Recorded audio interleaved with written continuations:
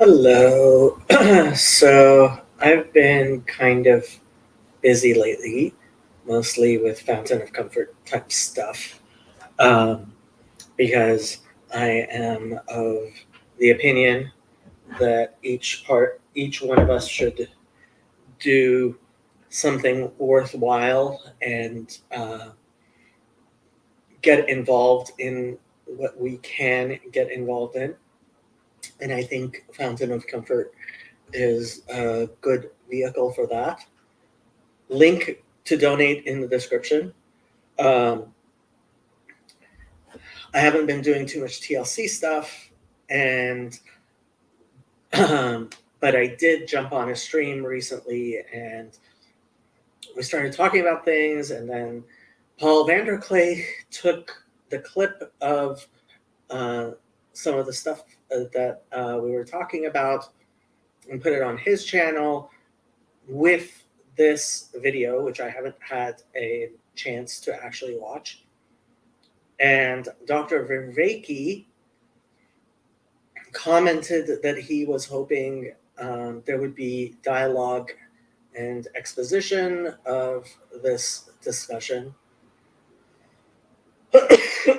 And so now that I have a little time to try to catch up with some of the videos in this little corner, I decided to watch it and make a commentary as we go. It's a 3-hour video. I usually listen to things at 1.5 speed.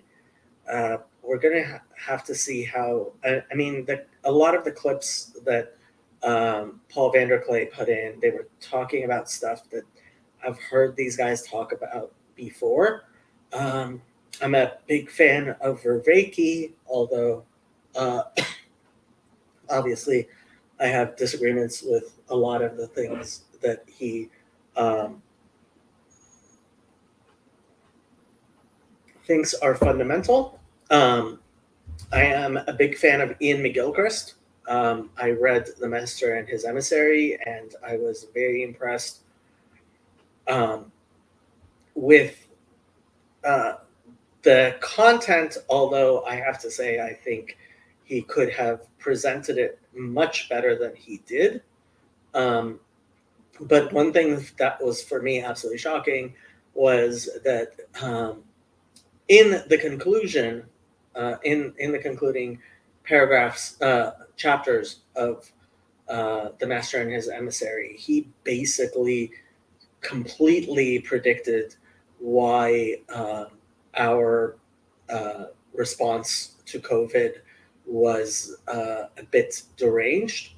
And I think we certainly should give him credit for that, in addition to the fact that he's bringing a lot of neuroscience into psychology, which is, I think, incredibly important. I am not a fan of Daniel Schmachtenberger. I am only familiar with him through his involvement in Game B, which is a toxic community where a lot of people are taking advantage of other people, and there's not a lot of sense making. And so I have not found him to be a good source of information, although he has a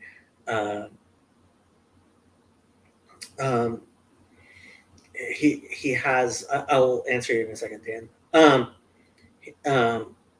While he has a capacity to glean things that sound good and possibly to explain them,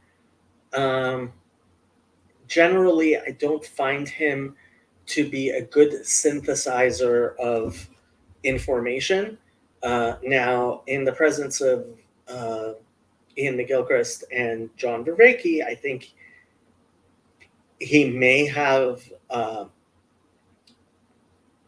served to bring the conversation down to a more understandable level. I mean, we'll see. But he himself usually, if it was me, I would have preferred to simply see a dialogue between Ian McGilchrist and John Vervaeke. Dan says, whilst the number and qualifications of mental health experts increasing over the past years, can you discuss why some seemingly at the same time the mental health crisis also increasingly over the past years? Yes. So a lot of the people getting involved in mental health don't know what they're doing. They are political ideologues, not invested in actual science. Our scientific institutions have failed to gatekeep properly, or even at all. The American Psychological Association. So let me talk about one project in specific. Healthy at Every Size. Now, if you go look up Healthy at Every Size, it is the registered copyright of a organization which is thoroughly taken over by crazy ideologues, and you can see that on their website. They don't appear to have much expertise at all, yet they are certifying actual programs for people who have obesity problems. Now, Healthy at Every Size, when done correctly, which is, look, we are dealing with someone who has a problem with obesity. We don't want them to give up, and we want to encourage them to lead a more healthy life, which understands their current position and how they may have arrived at that, especially considering different people have different genetics, and BMI is an actually pretty bad measure, especially for let's say somebody who's Samoan, right? Yeah, you're gonna use BMI on someone who's Samoan, and you're gonna put everybody in the unhealthy category, even if they're actually quite healthy, right? Um, and so healthy at every size could be, when done correctly, can be a good idea. Now, it has been apparently hijacked, and the SPLC report recently on pseudoscience on gender actually nails down the information there. Like, they're painting a particular picture, and if you don't see that their narrative is very, very particular, but they get their facts right? And so, yeah, that's why the mental health industry, it's growing, and the mental health crisis is getting worse. If you are going to be very, very cynical, you can say that there are people who actually would prefer that the mental health crisis get worse, and they are getting into the mental health field, et cetera, et cetera, et cetera. The fact is that the vast majority of people who get into mental health isn't because they're evil, people scheming to make everyone crazy. A lot of them may be ideologically possessed, but yeah. So all of that to say, um, all of that to say, there is definitely a problem with health, mental health experts not being qualified, and they're not being uh, public health is public mental health is not being pursued in the manner that it should be. Um, I am hoping we are working towards fixing that. And again, if you want to do that, Fountain of Comfort is the vehicle for that, I believe. But yes, you are definitely right that we are having an increase in the number of mental health professionals, and we are having a worsening mental health crisis. And there are many reasons why those two things correlate. Um, the the solution to that is competent mental health professionals who are not incentivized to make things worse. And I have to say, the economic model which we use to deliver mental health is very broken, very broken. Um, the the last thing you want is that somebody who is in somebody who actually has a mental health problem is the last person who should be contracting for mental health services. Like, those two don't go along, right? They the worse their mental health problem is, the less their income is, and the greater their incapacity to find a good mental health provider is. So, like, our model is completely broken. Okay, let's go back to this video, which we haven't even started yet. Here today to discuss, I believe the title of this will be called something like "The Psychological Drivers of the Metacrisis and What is a metacrisis? I mean, this idea that there's a metacrisis, possible responses might look like." And so I'll start briefly with what do we mean by metacrisis, and then ask you to share some of the short version of the models that you have shared at great depth in your writing and your work, and ask you to also share opening frames so that people who aren't already familiar with your work can kind of come along, though everybody should, if they're interested in this, go deeper. There's a lot of resources to go deeper. I'm also not assuming... I think I'm going to stick with 1.5 speed. If you actually want to listen to the actual thing without me interrupting, you should probably, the links in the description, you should actually listen to the actual thing.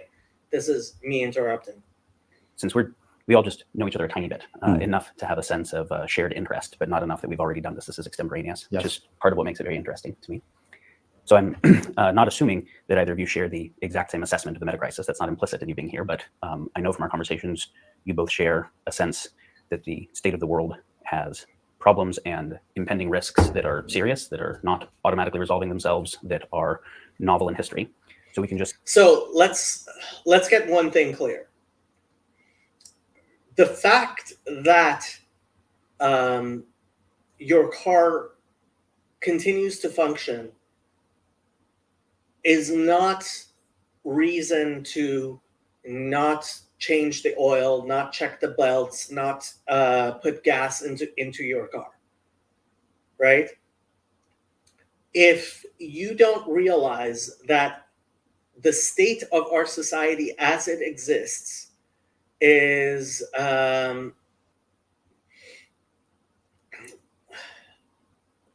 requires constant maintenance, constant upkeep, then, and that this is not the natural state of things, you are a very privileged and ignorant and naive person. The fact that we have so many people who think that if we deconstruct our society as it exists, suddenly, magically, things will be better, right? People who call themselves libertarians or anarchists or minarchists or any of the weird, and frankly, Marxists as well, and like, no, that's, we arrived at this situation through hard work. We stay in this situation through hard work.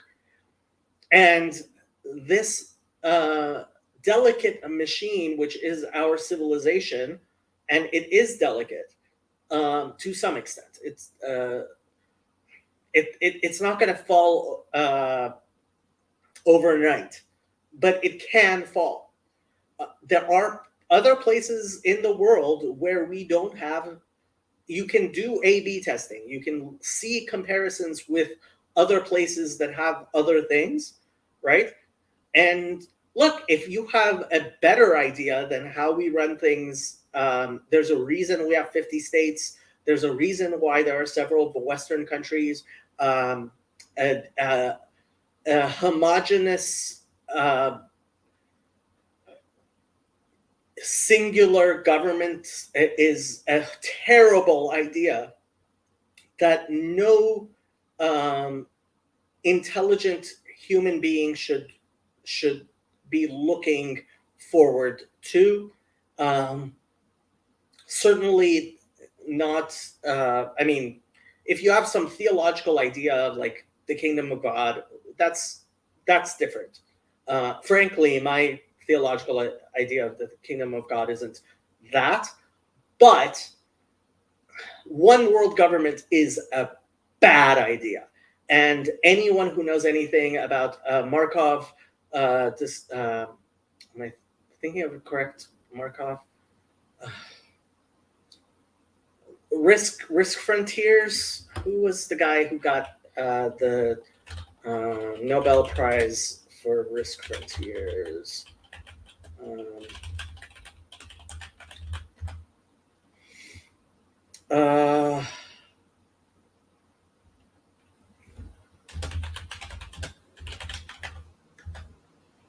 Markowitz, right? Yeah, Markowitz.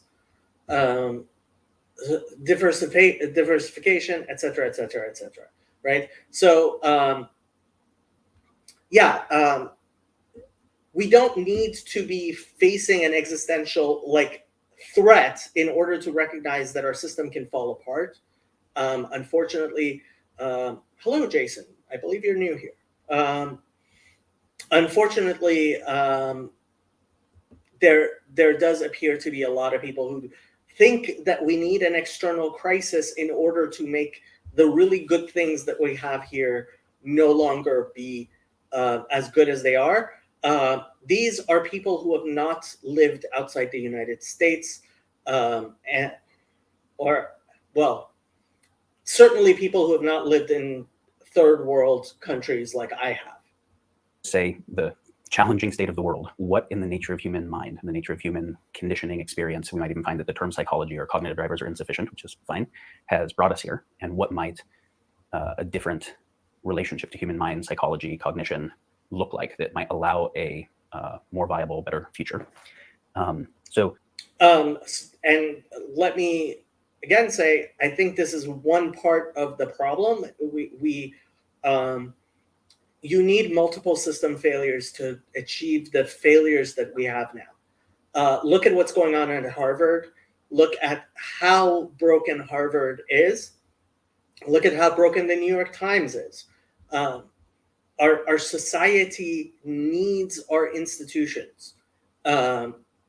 Without our institutions, and the fact that you need multiple failures to get to where we are now. And we have had that, and we continue to have that.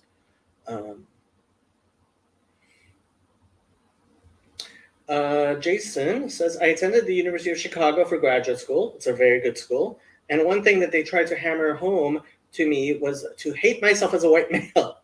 Fortunately, they weren't successful. I'm sorry to hear that. University of Chicago is actually one of the few places I would have expected better than that. The Chicago School of Economics is, and Chicago, like, I'm very sorry to hear that, Jason. By the way, if you are still in Chicago and you are not aware of what's called the Jordan Peterson Meetup Group still, it is a wonderful group of people, especially Sam Titteman. I highly recommend you get to know him. His channel is called Transfigured. So, incredibly intelligent man. Just briefly on the Metacrisis frame, before World War II, there was no risk that we could very quickly destroy the entire. By the way, if somebody wants to jump on, the link should be there. Let me see.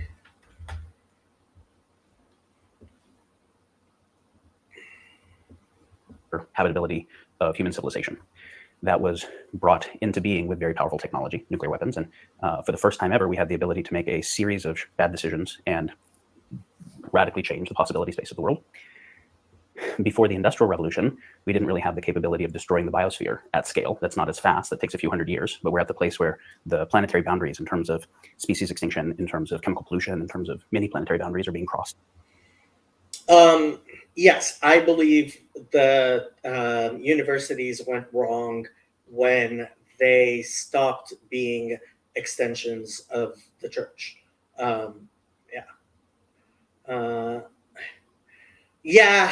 Honestly, Schmachtenberger, he's very good at talking. He's very good at talking, and Chezi loves his small hands. So, yeah. The Stockholm Resilience Center published its update to the planetary boundaries framework just a few days ago. That showed of the 9 major boundaries they've identified, we've radically crossed 6 already, which means who knows if we were to change the direction already, what would happen. And that was the result of the Industrial Revolution and the technology that it made possible, moving us from 500 million people before the Industrial Revolution to 8 billion people, and increasing the resource consumption per capita by about 100x in the industrialized world. So 16 times the population, 100 times the resource consumption per population. Obviously, without advanced tech, we couldn't do that. So there's... Okay, he doesn't know math, and he knows nothing about how the world actually exists. Why are we listening to this guy? Go away. Something about the crises that we're facing, and then obviously AI, and synthetic biology, and drones, and cyber weapons, and the radically complicated 6-continent supply chain, that is all a very novel human technological development that wasn't true in any previous age. Without human technology, there is no global existential risk that is human-induced. Okay, what this guy doesn't seem to understand is that the Bronze Age collapse happened, and Um, I am afraid of a steel age collapse, and that's beside the point that nuclear weapons, the twin nuclei problem, uh, which both are as problems, but I think a simple collapse of steel age collapse is possible. There might be a meteor or something, but not anthropogenic catastrophic risk. So we're in a unique position in time.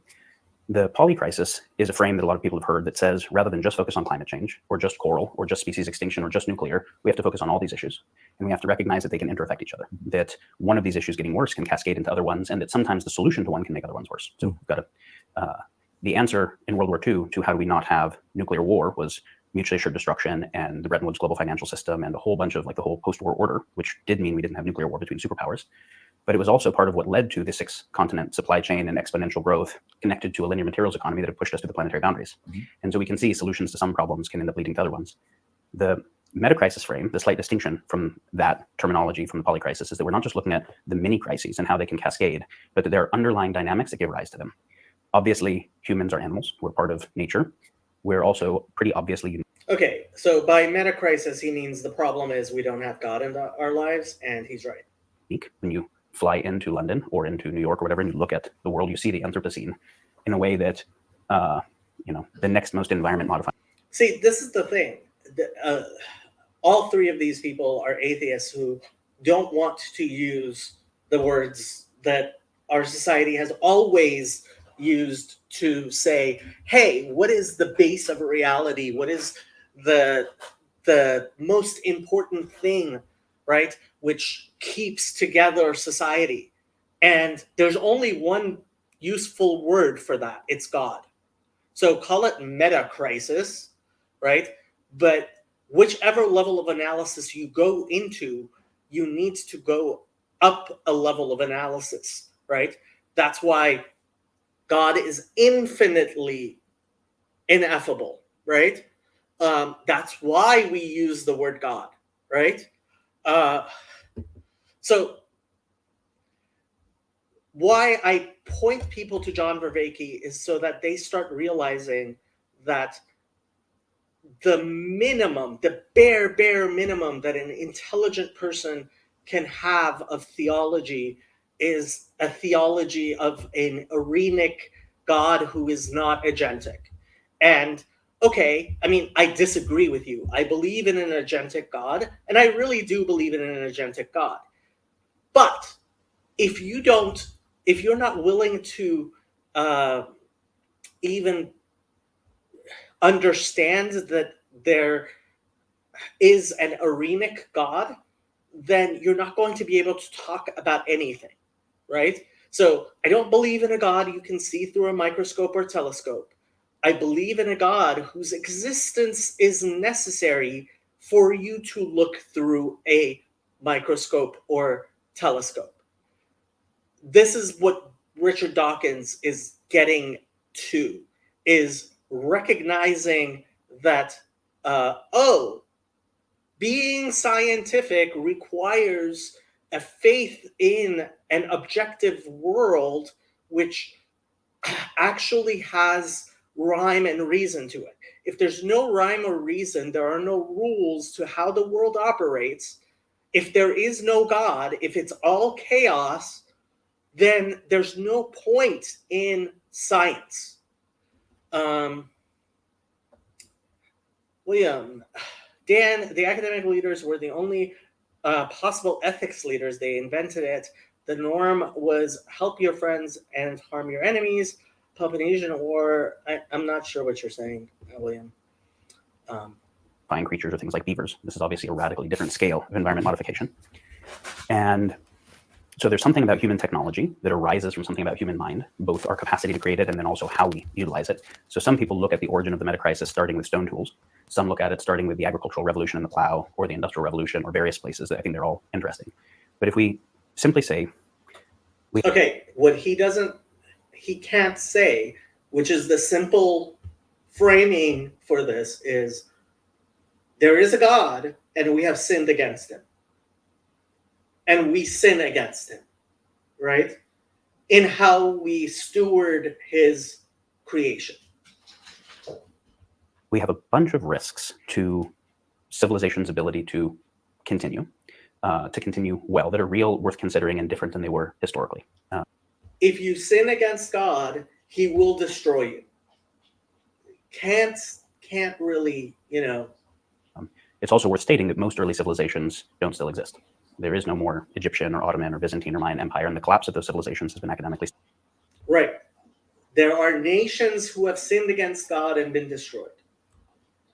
studied, but they weren't global civilizations.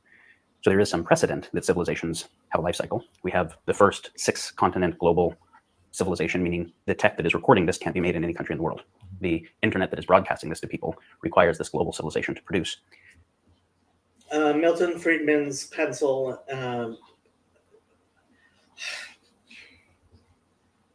I had motives for not wanting the world to have a meaning, and consequently assumed that it had none, and was able, without any difficulty, to find satisfying reasons for this assumption. Aldous Leonard Huxley, English writer and philosopher, born July 26, 1894. Right. Morality comes through religion. Yes, I agree with that. Although I have to say, I am opposed to calling secularism and atheism are not the same thing. I think you can have secularity without having atheism. But too many people don't seem to understand that. So, Metacrisis. I think everyone is aware of there's a lot of risks that we face. When I was an atheist, I used to pray to God at night to tell him I came up with a new reason for his non-existence. True story. Sounds like you, Matt. Sounds like you. And we can look at the economic drivers in terms of perverse incentives and externalized costs. We can look at the game theoretic rivalrous drivers in terms of arms races and tragedy of the commons. Mm-hmm. We can look at the theory of technology, the way that technology itself ends up shaping mind. We can obviously look at things deep in the nature of human psychology, our value systems, our cognition. It's pretty clear when we look around that none of the other animals or plants are causing possible self-induced extinction of planetary systems, right? There's no planetary boundaries as a result of the activity of deer or algae or oak trees. So there's something unique about humans. Is this innate to human nature and there's no way of escaping it? Is this something that human nature can do, but is not the only thing it can do? It can be conditioned. It could be conditioned. This is such a dumb question. Differently. This is what we're here to explore today. Ian, obviously, your book, The Master and His Emissary, kind of answers this question in a way, which is, though it's coming from a different angle, getting the master and emissary wrong would be said to be the cause of all the crises that we face, the situation we're in. For those who don't already have that framework, do you want to share your introductory thoughts on the human condition that has brought us here? Yes, I agree with you wholeheartedly that we need to look for underlying causes of a whole pattern of events. Those are not just unfortunate things that happen to happen. You know, we were doing very well, and then suddenly people said the climate was changing and the seas were polluted and so forth. There's a whole range of events that can be traced back to the inevitable consequence of a certain way of looking at the world. And that way of looking at the world is, in my view, associated with and driven by a model of the world that is present to the left hemisphere in a way that is not the case with the right hemisphere. In brief, the right hemisphere seems to be more in touch with presence, with what actually experience comes to us and what we inhabit, whereas the left hemisphere is providing a representation, no longer the I might be lacking the proper understanding the distinction between morality and ethics. Yeah, honestly, I don't know if I know a good distinction between how we use those words either. This guy, humanity is broken, so we need to trust humanity to fix itself. Sam Tiedemann put it best when he said these guys are materialists who want to fix things, like Brett Weinstein and this guy are people who they're Gnostics. They're ultimately Gnostics, right? They want to get beyond the God of this world.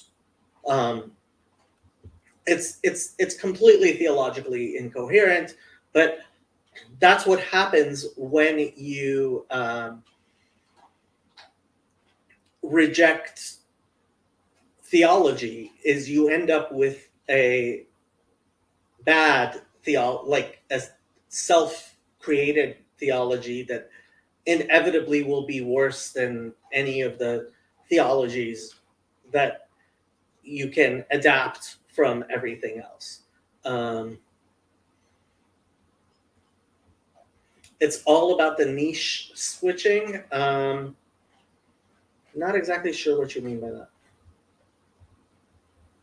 Presence, but a map, a program, a theory, a diagram, but something abstracted, categorical, removed from, and not having the characteristics of the world that it is intending to map. Now, I mean, I should say that to anybody who doesn't know my work, you've probably heard that everything to do with hemispheres is wrong, and that it's outmoded and science has got past it. This is not true. If you don't know my work, then forget almost everything you think you know about hemisphere differences. They're not the ones that you were told. But there are, although we got the differences largely wrong, not entirely wrong, but mainly wrong, that doesn't mean to say that there are no differences, and it wouldn't be important to... Oh, yeah. I mean, Brett Weinstein, he thinks that we need to come up with a new religion because we're in a new niche. And basically my answer to him would be, you're telling me that because an animal has changing environments, it needs to throw out its DNA and come up with something that's not DNA. It's like, what are you talking about? To find out what those differences are. And that's something I've researched for about 30 years. And in short, the difference comes down to ultimately a mode of attention, which is an evolutionary development that goes back pretty much as far as we can trace it. We think back to trilobites and possibly even beyond. So this is something in which there needs to be two ways of attending to the world that are both very important, but appear to be mutually incompatible. One is that with which we grasp things. We need to get things in order to survive. We need to get food. We need to handle twigs to build a nest or sticks to build a shelter, whatever it is. We need to be able to latch on to something precisely targeted and get it. And that's so important that in a way, one whole half of one's brain is largely geared to this particular end, that of power. But if you pay only that attention to the world, then you will be very vulnerable because you won't see the predator. You won't see your conspecifics. You won't see everything else that's going on, of which you need to be aware. And so effectively, this is a difference in which one hemisphere pays a very narrowly targeted, precise attention to a detail in order to grab it, and another kind of attention, which is broad, open, sustained, and vigilant, and on the lookout for everything else. Putting it very simply, those two kinds of attention change what we find. No neurologist in the world will dispute that the two hemispheres attend differently. It's very clear they do. And no philosopher will dispute the fact that attention changes what it is you see. So at the end of this, fairly obviously, if we attend in two different ways, we see two different worlds. I'm going to grossly simplify here. I hope Dr. Vervaeke starts coming into this with distributed cognition, because unfortunately, it seems that Ian McGilchrist doesn't seem to notice the need for multiple, right? You have the two ways that an individual human being attends to things, but in society, you have multiple human beings, right? And I think we have to get away from viewing the world in a sort of belief in that civilization is composed of atomized individuals. It's not. There are molecules, let's say, groupings of human beings which interact. There are cells. The 1 Corinthians 12, right? There are the various parts of the body, right? Unfortunately, that's not a language that secular humanism, materialism today really understands, because each individual is a complete unit onto themselves. And hopefully Dr.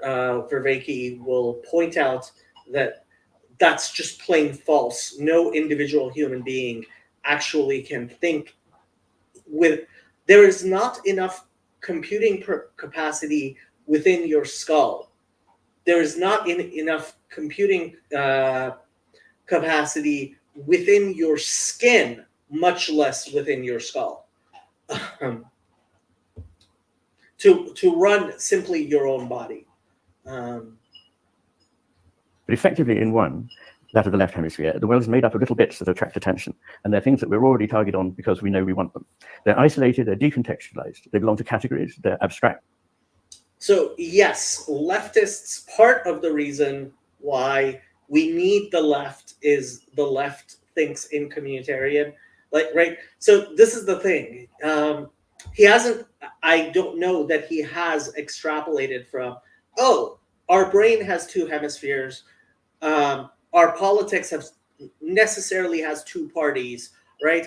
We need human beings who are the type who focus in one way or in another way, right? Yeah.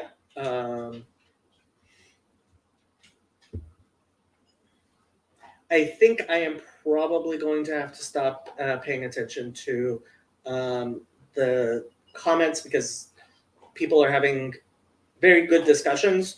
If you want to come on, please click on the link and jump on. And effectively lifeless. Whereas in the right hemisphere, it sees that everything is ultimately connected. It's connected, obviously, to the context of things that are immediately around it, or particularly powerful, but it's ultimately connected to everything beyond that. That the world is never fixed in the way the left hemisphere needs to fix things in order to grab them. It's not built up out of slices or pieces, but is, in fact, a whole seamless flow. A very important word. And in this right hemisphere world, implicit meaning is understood because that's contextualized. And part of the context of that is emotion, the body, other people, the world at large. So you've got a kind of mechanistic reductionist world subtended by the left hemisphere, which is just a representation or a useful diagram. And you've got a living, complex world, on the other hand, which has characteristics which are very much harder to pin down, that involve all the richness and meaning in life. Now, what I believe, and in The Master and His Emissary, my earlier book, I traced, in the second part, a sort of path through the history of the West from the ancient Greeks to the modern time, in which there were rises and fallings of civilization, and in which what happened was that in each civilization, the two ways of seeing the world were used fruitfully together. And this is not a difference just between science and the arts. Science needs both kinds of attention. The arts need both kinds of attention. And this is how they flourished to begin with, and were highly creative. But over a length of time, they overreached themselves, they became too big, they became stereotyped, they needed global administration that could be rolled out to parts of an empire. And so we entered into a world very much like that of the left hemisphere. And very soon, the civilization, either the Greek or the Roman, collapsed after this moment appeared. I mean, the complex story, but that's it in outline. And I think that we're in a third wave of this, if you like, in the West, which began in the Renaissance with an incredible flourishing, almost unequaled anywhere in the world at any time, of everything, of interest in the sciences, in the heavens, in art, in sculpture, in music, in poetry. This is incredibly rich time. And then from about the end of the 17th century, very roughly, with the scientific revolution, we began. He doesn't mention the printing press. And again, I think this is where John Vervaeke does his best analysis, is he talks about, hey, look, the alphabet made a big difference in how human beings operate. And then the printing press, again, made a huge difference in how human beings relate to each other. And now with the internet, there's a huge difference in how human beings relate to each other. And we need to figure out how to interrelate in this new environment with this thing called the internet, right? It's shaking up our civilizational hierarchy. It's a chiral moment as well as a curios moment, right? There is a real shift taking place. And I think it's because of the level of communication we have, right? This morning, I had problems with my phone, and so I was able to get everything done online, figuring out what the problem was. And I was talking to somebody by the name. I'm very much guessing they were in India. Yeah, so somebody in India helped me to quickly fix a problem that generally would have taken a much longer time, right?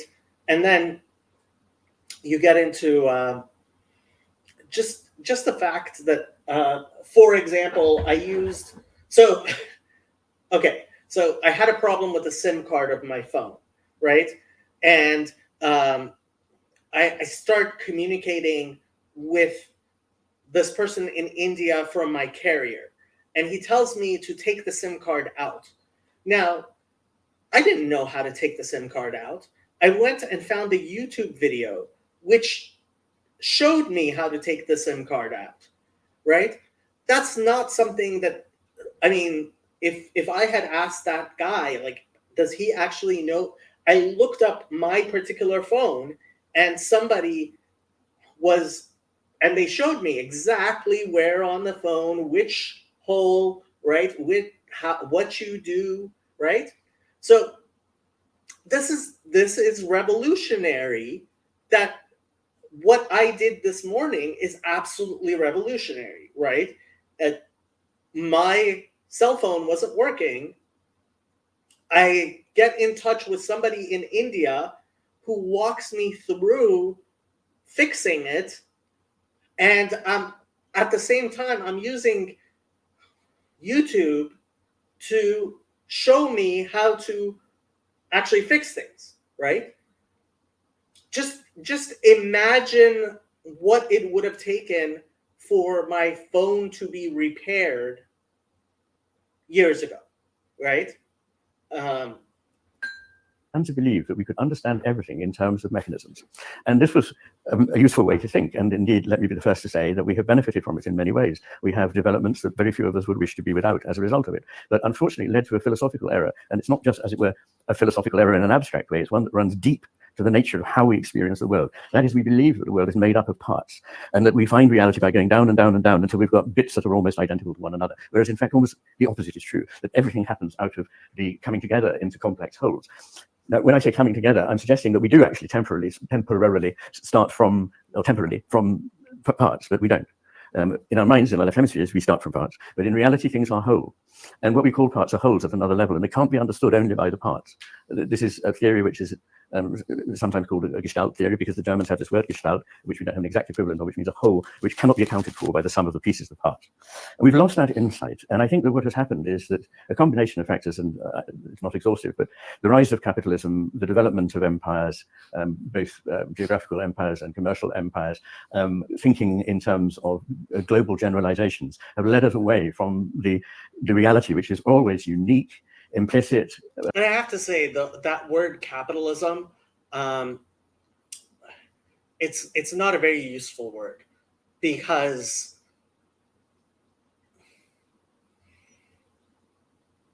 if what you mean is industrialization, then you should say that.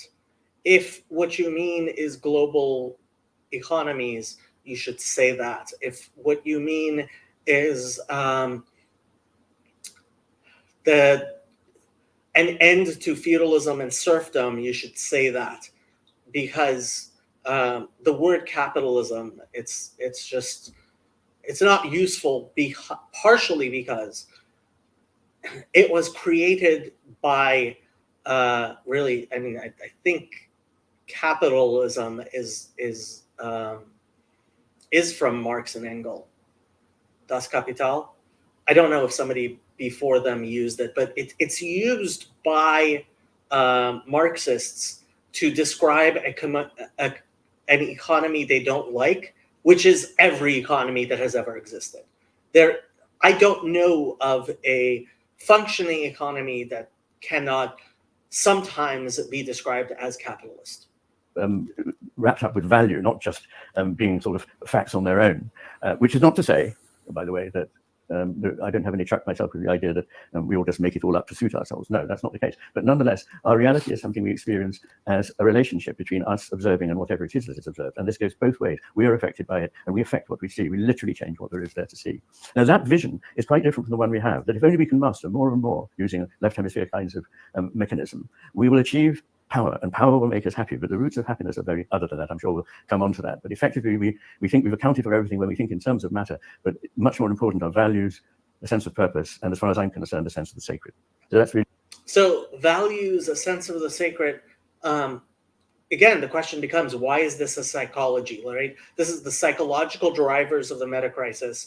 Here's a neuroscientist with a cognitive psychologist, and basically a charlatan talking about this.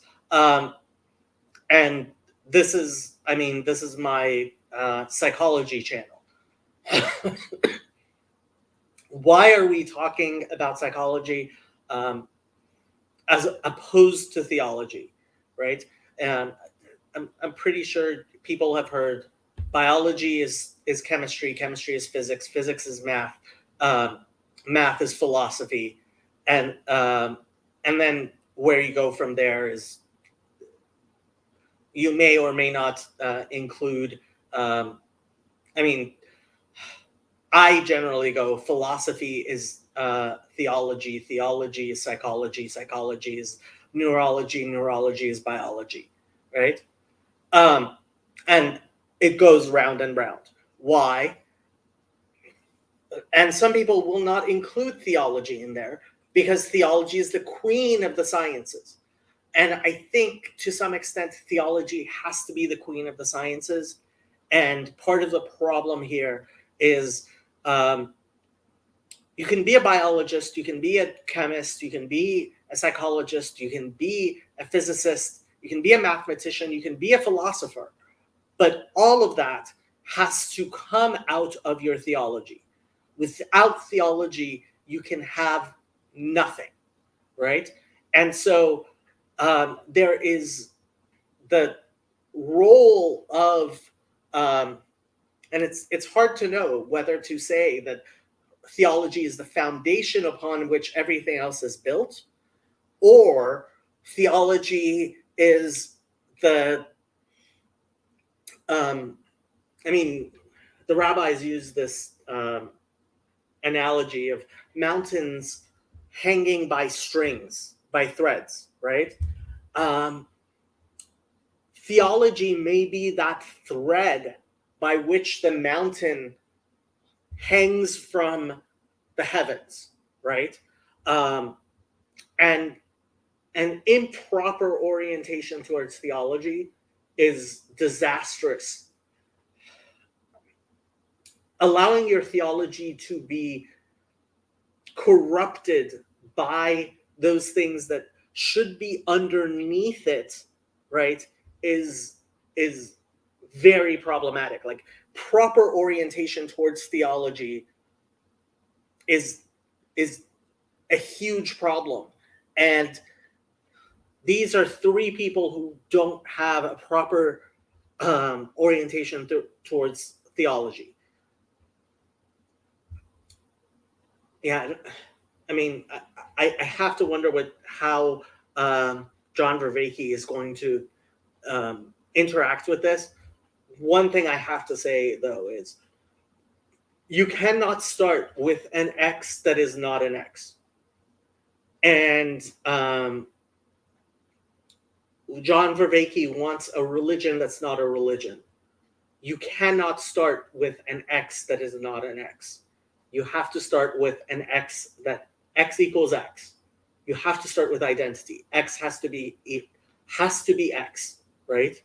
Yeah. Really, where we're at, and I think recovering some of what we've lost is critical to making any progress. We can't just stick sticking plasters on the cancer. We need to eradicate the cause and change the way in which we think about ourselves, the world, and how we relate to it.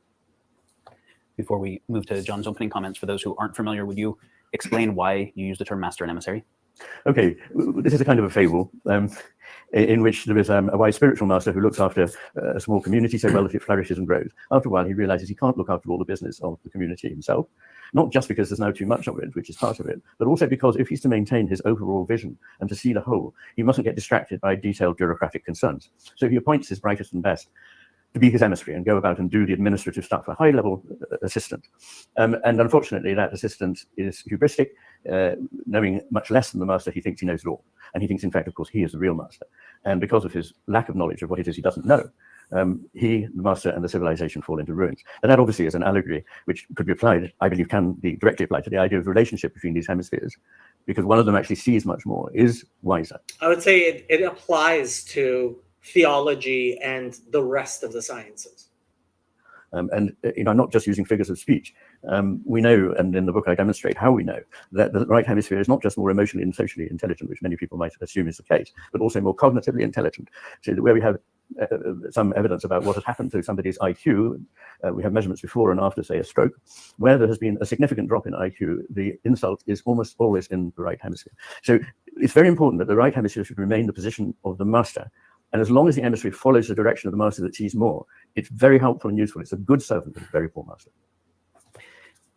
So the question of why in the global civilization the emissary became dominant relative to the master is something I want to get back to. But thank you very much. That was a great opening. And something I should have shared in the opening is I have tremendous respect for both Ian and John's work. Both have done these kind of very deep histories of Western philosophy and very meaningful worldviews that address the nature of mind, the meaning crisis. And yeah, I'm very honored to be in the conversation. That's why I wanted to get both of your perspectives on the underlying drivers of the metacrisis that are inside of human mind, experience, and cognition. So, John, similarly, I would love to hear your opening thoughts. You've done a very deep presentation of what you call the meaning crisis. Yeah, and what I'd like to do as well as I'm doing my presentation, I'd like to show some deep lines of convergence with you. Ian and I have spoken before, and we've often realized that there's a lot of convergence. And one of the things I'm hoping to do is in this with you, but for us to unpack that even more, because we had more limited conversations in the past. Yes. So I'm going to start. I will get back to the history in a minute. I want to start with the present. We're in the UK, 2019 national survey, very comprehensive survey. 80% of people found that their lives are meaningless. Interesting. 43% think that's because of financial reason, and that goes against a lot of the data that we have. That once your finances get you out of poverty, they do not contribute very much to meaning in life. 34% seem to be getting a little bit closer, at least in an intuitive way, when they attribute their... And it's actually the opposite. I have to say, when you are actually financially struggling, truly financially struggling, right? You tend to find meaning in actually attending to things. It's when you are trying to buy things in order to fulfill needs that aren't material, right? And you see that it doesn't work. And this materialist frame tells you, oh, if I were richer, I would be happier, right? And you start working harder, and sometimes you achieve it. And that's why you end up with very rich people in therapy, right? They're like, I don't know why I'm unhappy.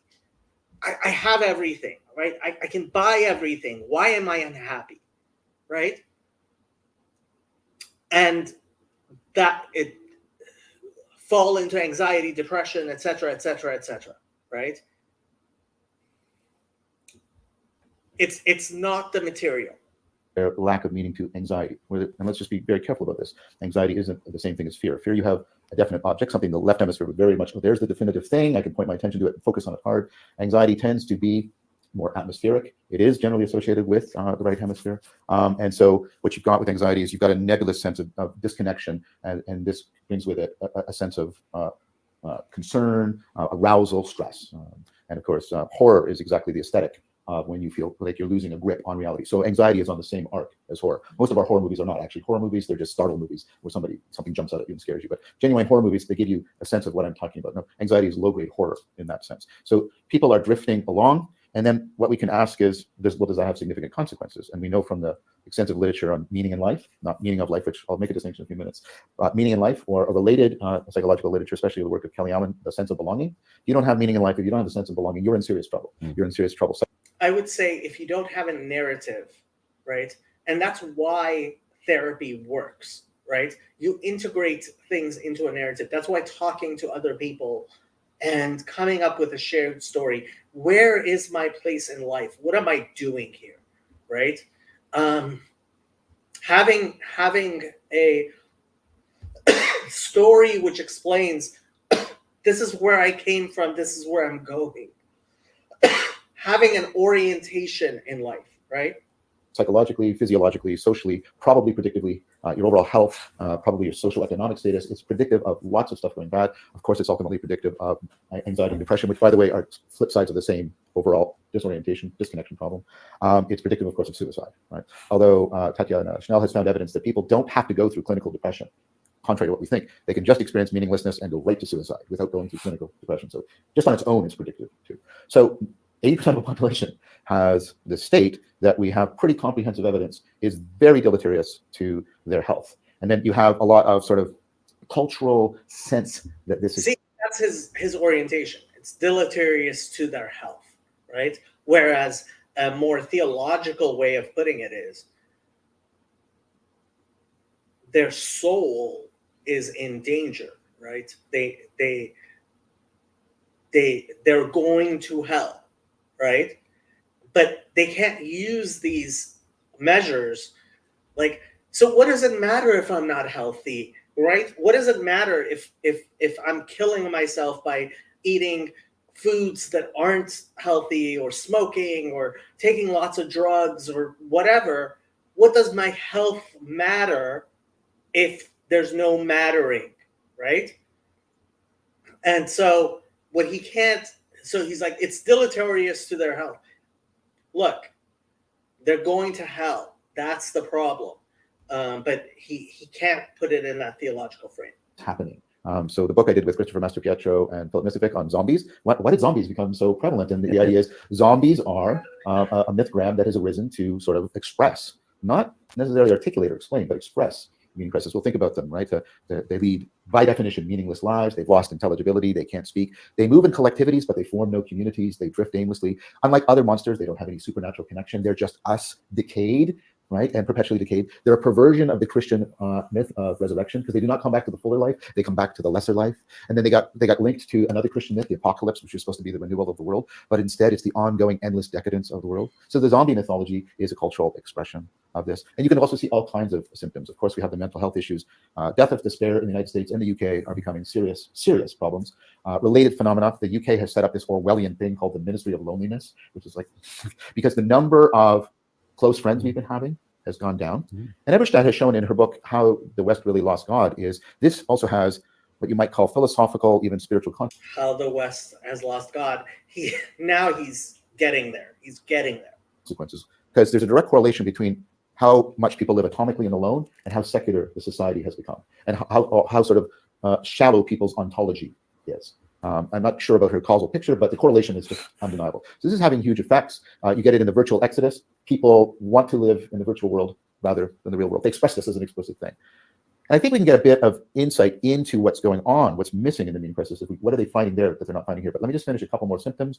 We've got the weird political paradox that everybody feels disillusioned and disenfranchised, but the political sphere has been now reappropriated and filled with religious fervor and symbolic religious behavior. And we've given over identity and a meaning in life to our political ideologies, even though we've lost faith in all of the institutions. It's a weird thing. You have positive symptoms, though.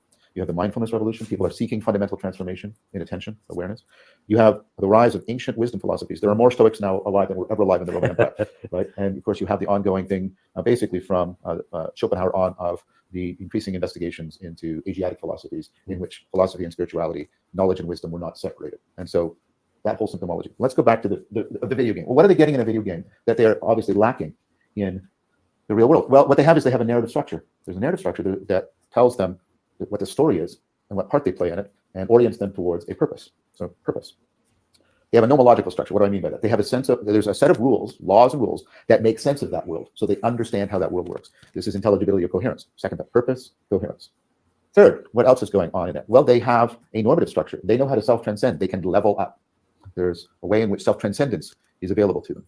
And fourth, they get into the flow state. They get into a state where they feel dynamically coupled and connected to their environment.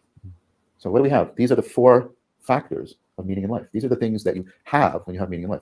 And contrary to what our culture says, purpose is one of them, but purpose is not the synonym for all of them, nor is it the most important of the dimensions. You need to have purpose, but it's not the same as meaning in life, nor is it sufficient for meaning in life. The next, coherence. The world can't be absurd to people. Third, you need significance. What that means is you need something that gives you a normative staircase, that something that gives you a way by which you can get in touch with the really real. We thought from the psychedelic renaissance and the work in mystical experience, and I'm involved in that people seek out for its own sake this relationship with the really real, the more real. And once they get it, they are willing to change their whole lives so that they are in deeper contact with that really real. And Yaden has shown their lives actually by many objective measures get better. So that matters. The third one, the flow state. The flow state is a very powerful, and Csikszentmihalyi has done a lot of work on that. We can perhaps talk about that. The flow state is a very powerful version of the fourth factor, which is mattering. People need to feel that they are connected to something that has a reality and a value beyond their own individual existence. So you can, to find this out, you ask somebody, what do you want to exist even if you don't? And how much of a difference do you make to it now? You can wrap all of these things together, and they all fold into this connectedness in sense making. We're connected to the world. We're ordered to the world. The world makes fundamental sense to us. We are fitted to the world. We belong in the world. Belonging, sense of belonging, sense of meaning in life. My proposal is that that can ultimately be understood as reflecting sort of the core of human cognition. I talked about the core four. I think we've split them up for analytic reasons, right? Which is attention, consciousness, working memory, and fluid general intelligence. But I think they're all just four different dimensions of an underlying core thing. And there's good functional evidence, behavioral evidence, and anatomical evidence for that claim. I won't review all of that, but I'll just take it that that could be agreed without much controversy. What I think that general ability, that general intelligence reflects is it reflects two meta problems that you have to solve whenever you're solving any problem you're trying to solve in the world. And I understand there's two kinds of problems. There's problems that are solved by having something, controlling it, and there are problems that are solved by becoming something, Fromm's distinction, which maps on a lot also to the left and right in many ways. We'll get back to that. But what I think these two meta problems are, and think about your intuition. We tend to attribute intelligence to a creature the more we can see reliable evidence that it can anticipate its world.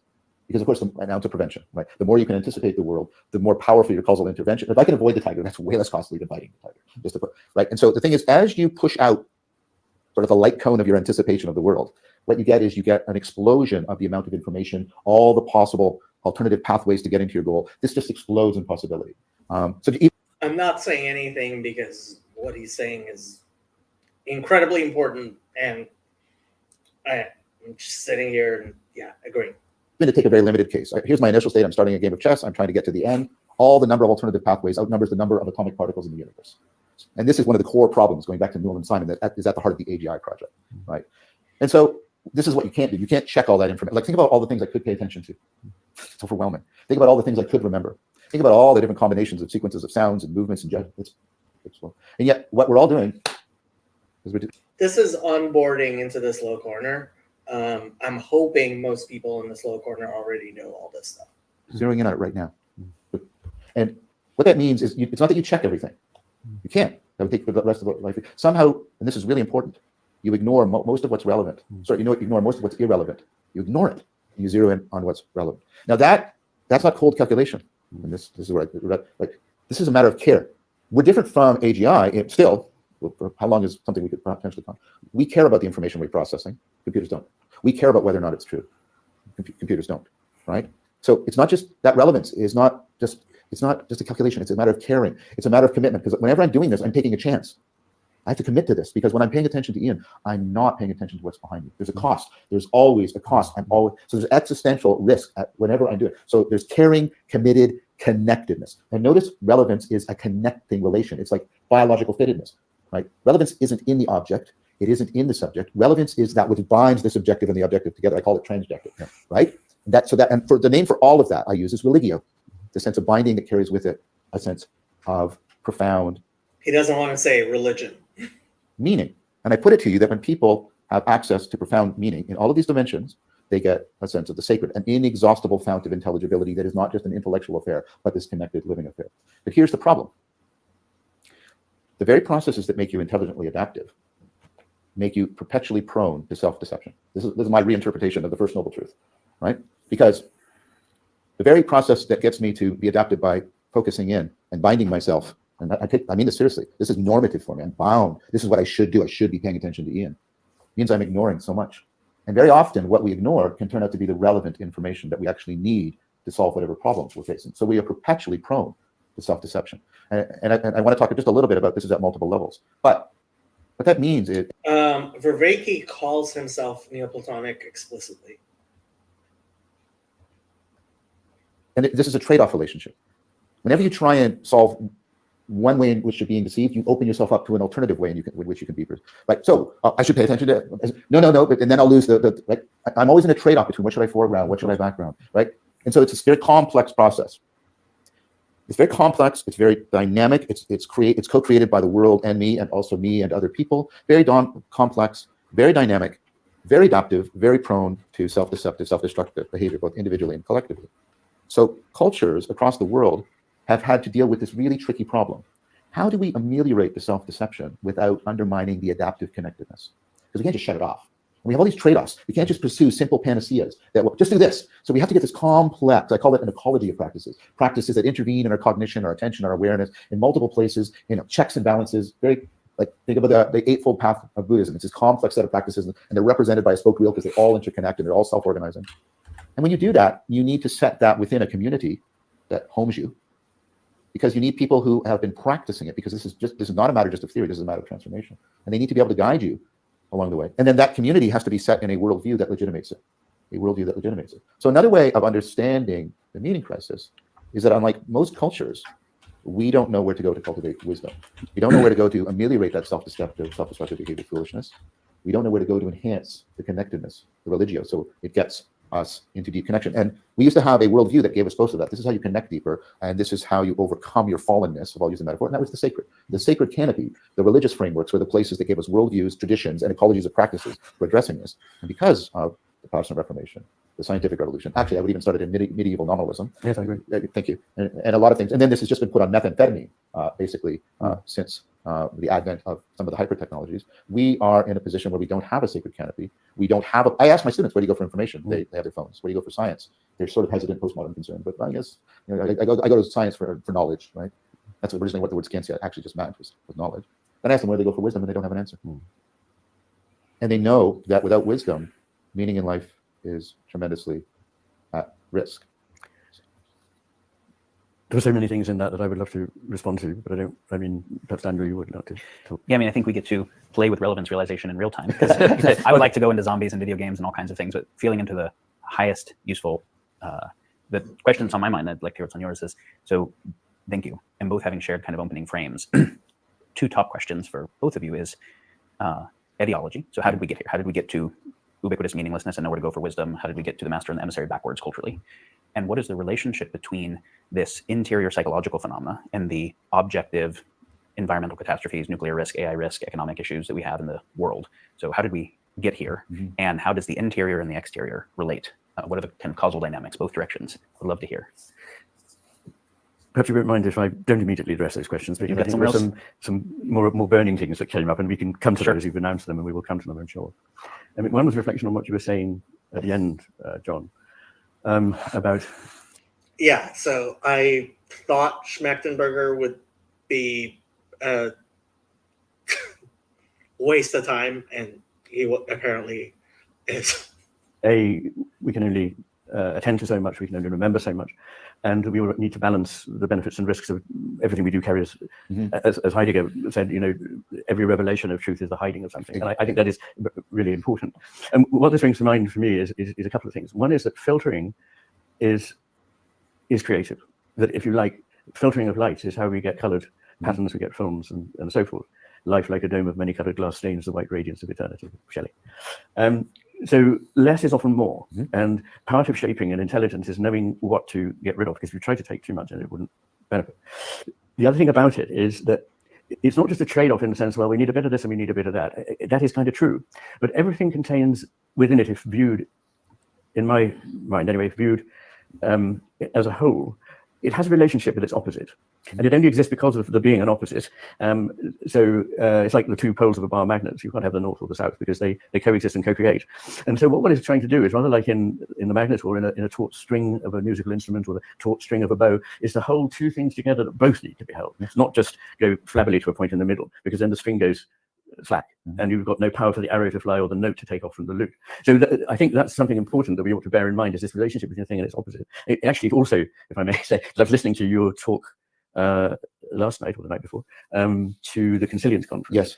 And one of the things I think there was this idea that, well, you made a lot of interesting points, but one of them was to do with, I've forgotten it. What was transjective relating the subjective and objective? Yeah, there's a bit of that. Well, there might have been something, and maybe because, let me try, maybe this is wrong. One of the things I was trying to emphasize, and one of the things that a recovery of Neoplatonism, especially given Filler's work on it, can give us is a re-emphasis on the polarity rather than the poles. And I was talking about this. I try to use the Greek word tonos rather than tension. I do too. Yeah, because the English word tension is almost purely negative now for us. That's right. Tonos, like Heraclitus, the tonos of the boat. Tautness of the thing. Right. And without the tautness, there is no energy. That's right. And whatever comes out of the tautness is orthogonal to the tautness. So the arrow flies off at right angles, the notes come out in a way. So it's a very important aspect of creativity. I just wanted to reflect on that. I wanted to comment very briefly on what you said about anxiety in the hemispheres. Yep. I don't think anxiety and depression, in my experience, are just parts of the same thing. I think they can coexist, but they're not the same thing at all, and they don't need to coexist. Anxiety, I think, is not lateralized. So I think there is anxiety created by the left and by the right hemisphere, and each of them holds it. Depression is a complex one, and I don't want to go into it in any detail, but some depressions seem to me to be due to an unbalanced overactivity or unopposed activity of the right frontal cortex, and that can be unopposed either by the left frontal cortex or by the right posterior cortex. Yes. So it's slightly complicated. I just want to put that on record because people may go away and say,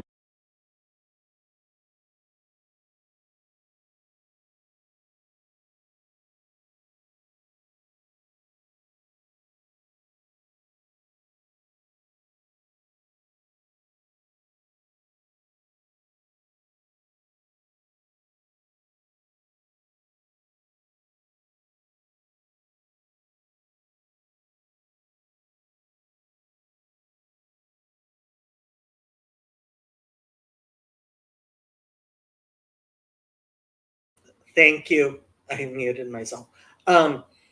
What kills me is our study of psychology is not our study of psychology is not grounded in biology and science and math. You would think, as I am getting a master's of social work, there would be statistics courses, there would be biology courses, anatomy courses. My substance abuse certificate has a biological component, which I took. It's tiny, but at least it's there, right? We have moved way too far away from biology as a component part of psychology. And I mean, what he's talking about here, which parts of the brain are involved with depression and anxiety, like, this is fascinating stuff and important stuff, and why it's not included in the training necessary for a for somebody in the psychological professions is just baffling. okay, well, I thought he said, that's not what anyway I said, but I was just trying to, I was trying to indicate that the phenomenology tends to be much more atmospheric in both of those, depression and anxiety, rather than narrow focus. It's wide focused and ambiguous rather than to that extent. Yes. But actually, in terms of where they originate hemisphere-wise, I think it's hard to be more to be specific in the way you seem to be saying. And then there's just a couple of other things that I want to pick up, because we don't have to exhaust them, can't exhaust them now, but we would want to sort of perhaps come to them. One is about purpose and its nature, and the other is about values and meaning. So I agree with you that meaning and purpose are not the same thing. But it's very important to make a distinction that will be familiar to all three of us, but may not be in the minds of some people watching or listening. And that is the difference between what I call extrinsic purpose and intrinsic purpose. An example of extrinsic purpose is a photocopier. Its purpose is it was created to copy a sheet of paper and make another image. But the other thing is that the purpose doesn't lie outside itself, but in itself. They are in themselves purposeful. Actually, I believe that prayer is of this kind. It's in itself valuable, not because it produces a result, but also very obviously things like music and dance are not pointless, but they're not validated by a purpose that comes out. We have better health or anything. No, they have value in themselves. And the last thing I'm surprised he's falling into this. So this gets into the question of the one and the many, right? So the purpose of a copy machine is it was created to do X, Y, or Z, right? But what made you isolate that thing as a copy machine, right? And that is a question of framing.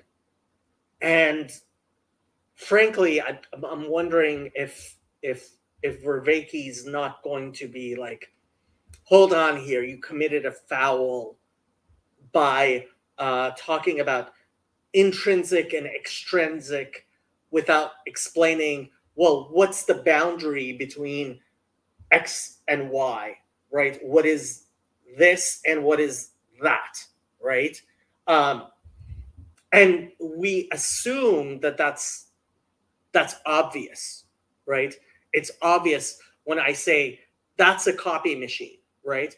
But if you ask an artificial intelligence, where does the copy machine end, right? Unplug the copy machine, right? So where is the plug plugged in, right? How is the copy, where does the copy machine end, right?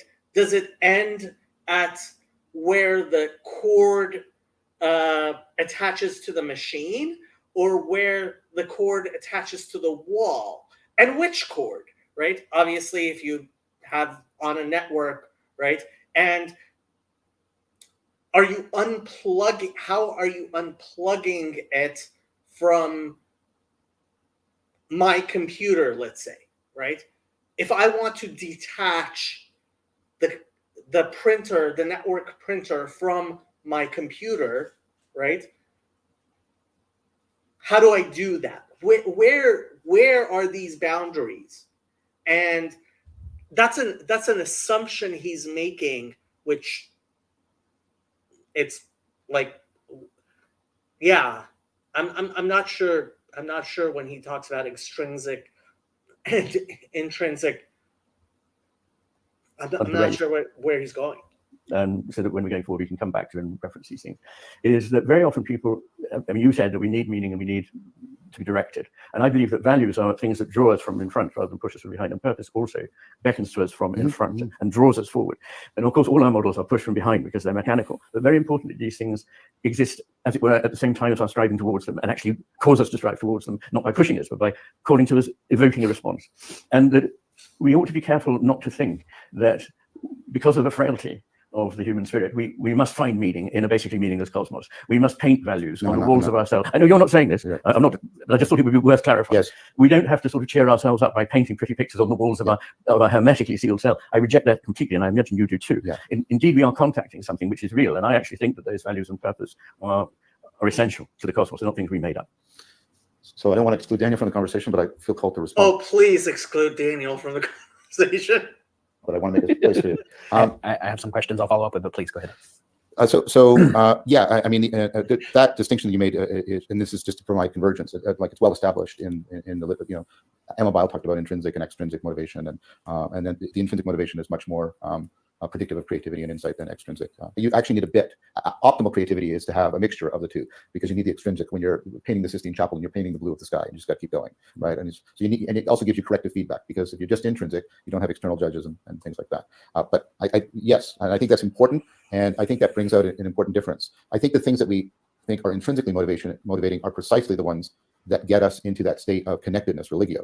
Optimal intrinsic motivation being realized as a flow state. You do the flow state to be in the flow state. You don't do it for any other reason, right? And that sense of at-one-ment, that sense of supersalience, that's the beginning of the taste of the sacred as well. And so I think the sacred is how does reality disclose itself to us, where we're in that mode of not work, but serious play that we're doing for its own sake, because all we're doing, like playing music or going to a play, yes. we're playing with relevance realization. We're, in a serious sense, we're playing with it, and we're playing with salience, and we're saying, if I play with this, what kind of world is available to me? And I agree. I think, especially given the work of L.A. Paul and Agnes Callard and aspiration, that we need to bring back the aspirational dimension, that we are bound, right? And we have to bind ourselves to the future in the right way. And what's come out of this, and this allows me to make another point, and I know we have different language about this, but I think we converge. It's interesting.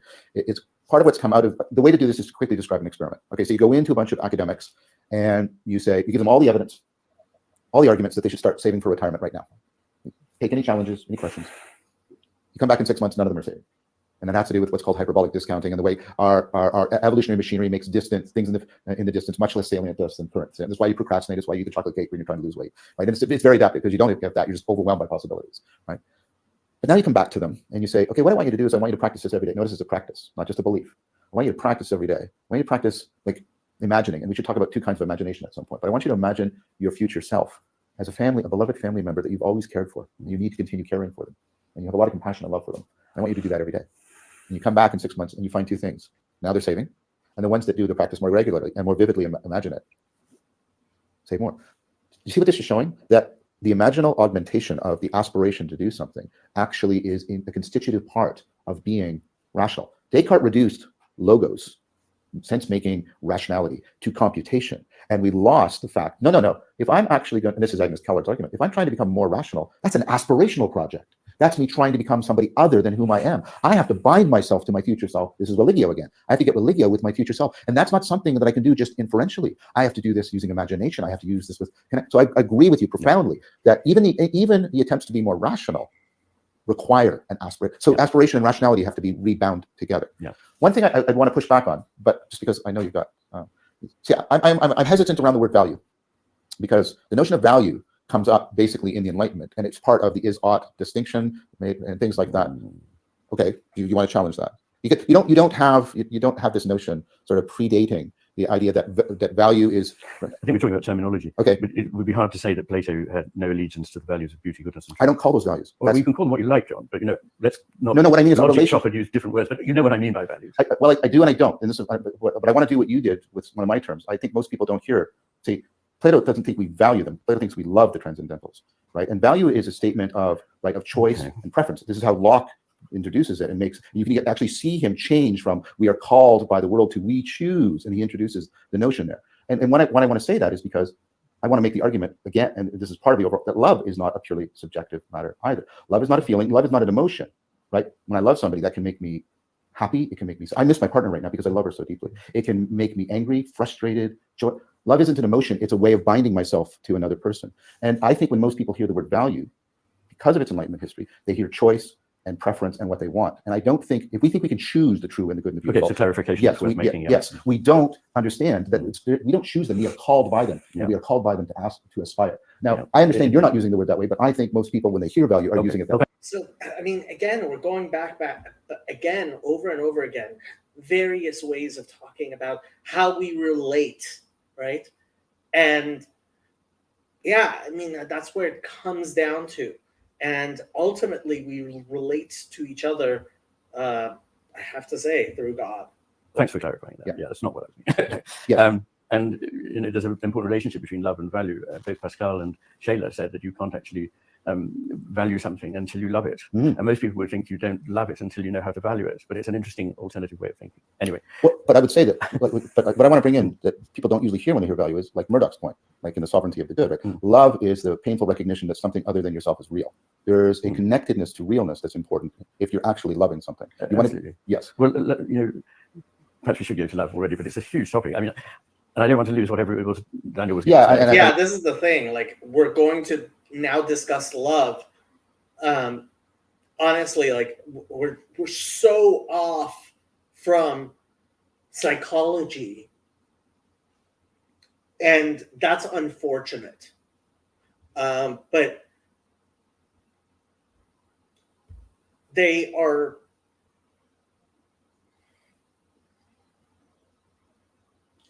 hitting at the fact that, beyond psychology, we need like a foundation upon. It's not turtles all the way down. It's not psychology all the way down, right? You need something beyond, and that's where it gets into the religious, and they're just not willing to talk about that.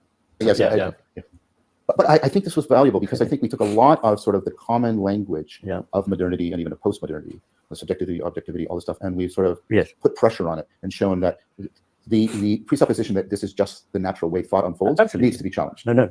And above all, on the subjective-objective divide, which is not to say that the terms have no meaning. Of course, but just that I, like you, believe that everything comes into being out of a relation. It's never just that or just here, but it is the coming together, an encounter, in fact, which is the root cause of our experience. The most useful term, like Vervaeke talks a lot in neologisms, which mostly I think are his way of distancing himself from the baggage of concepts that already exist.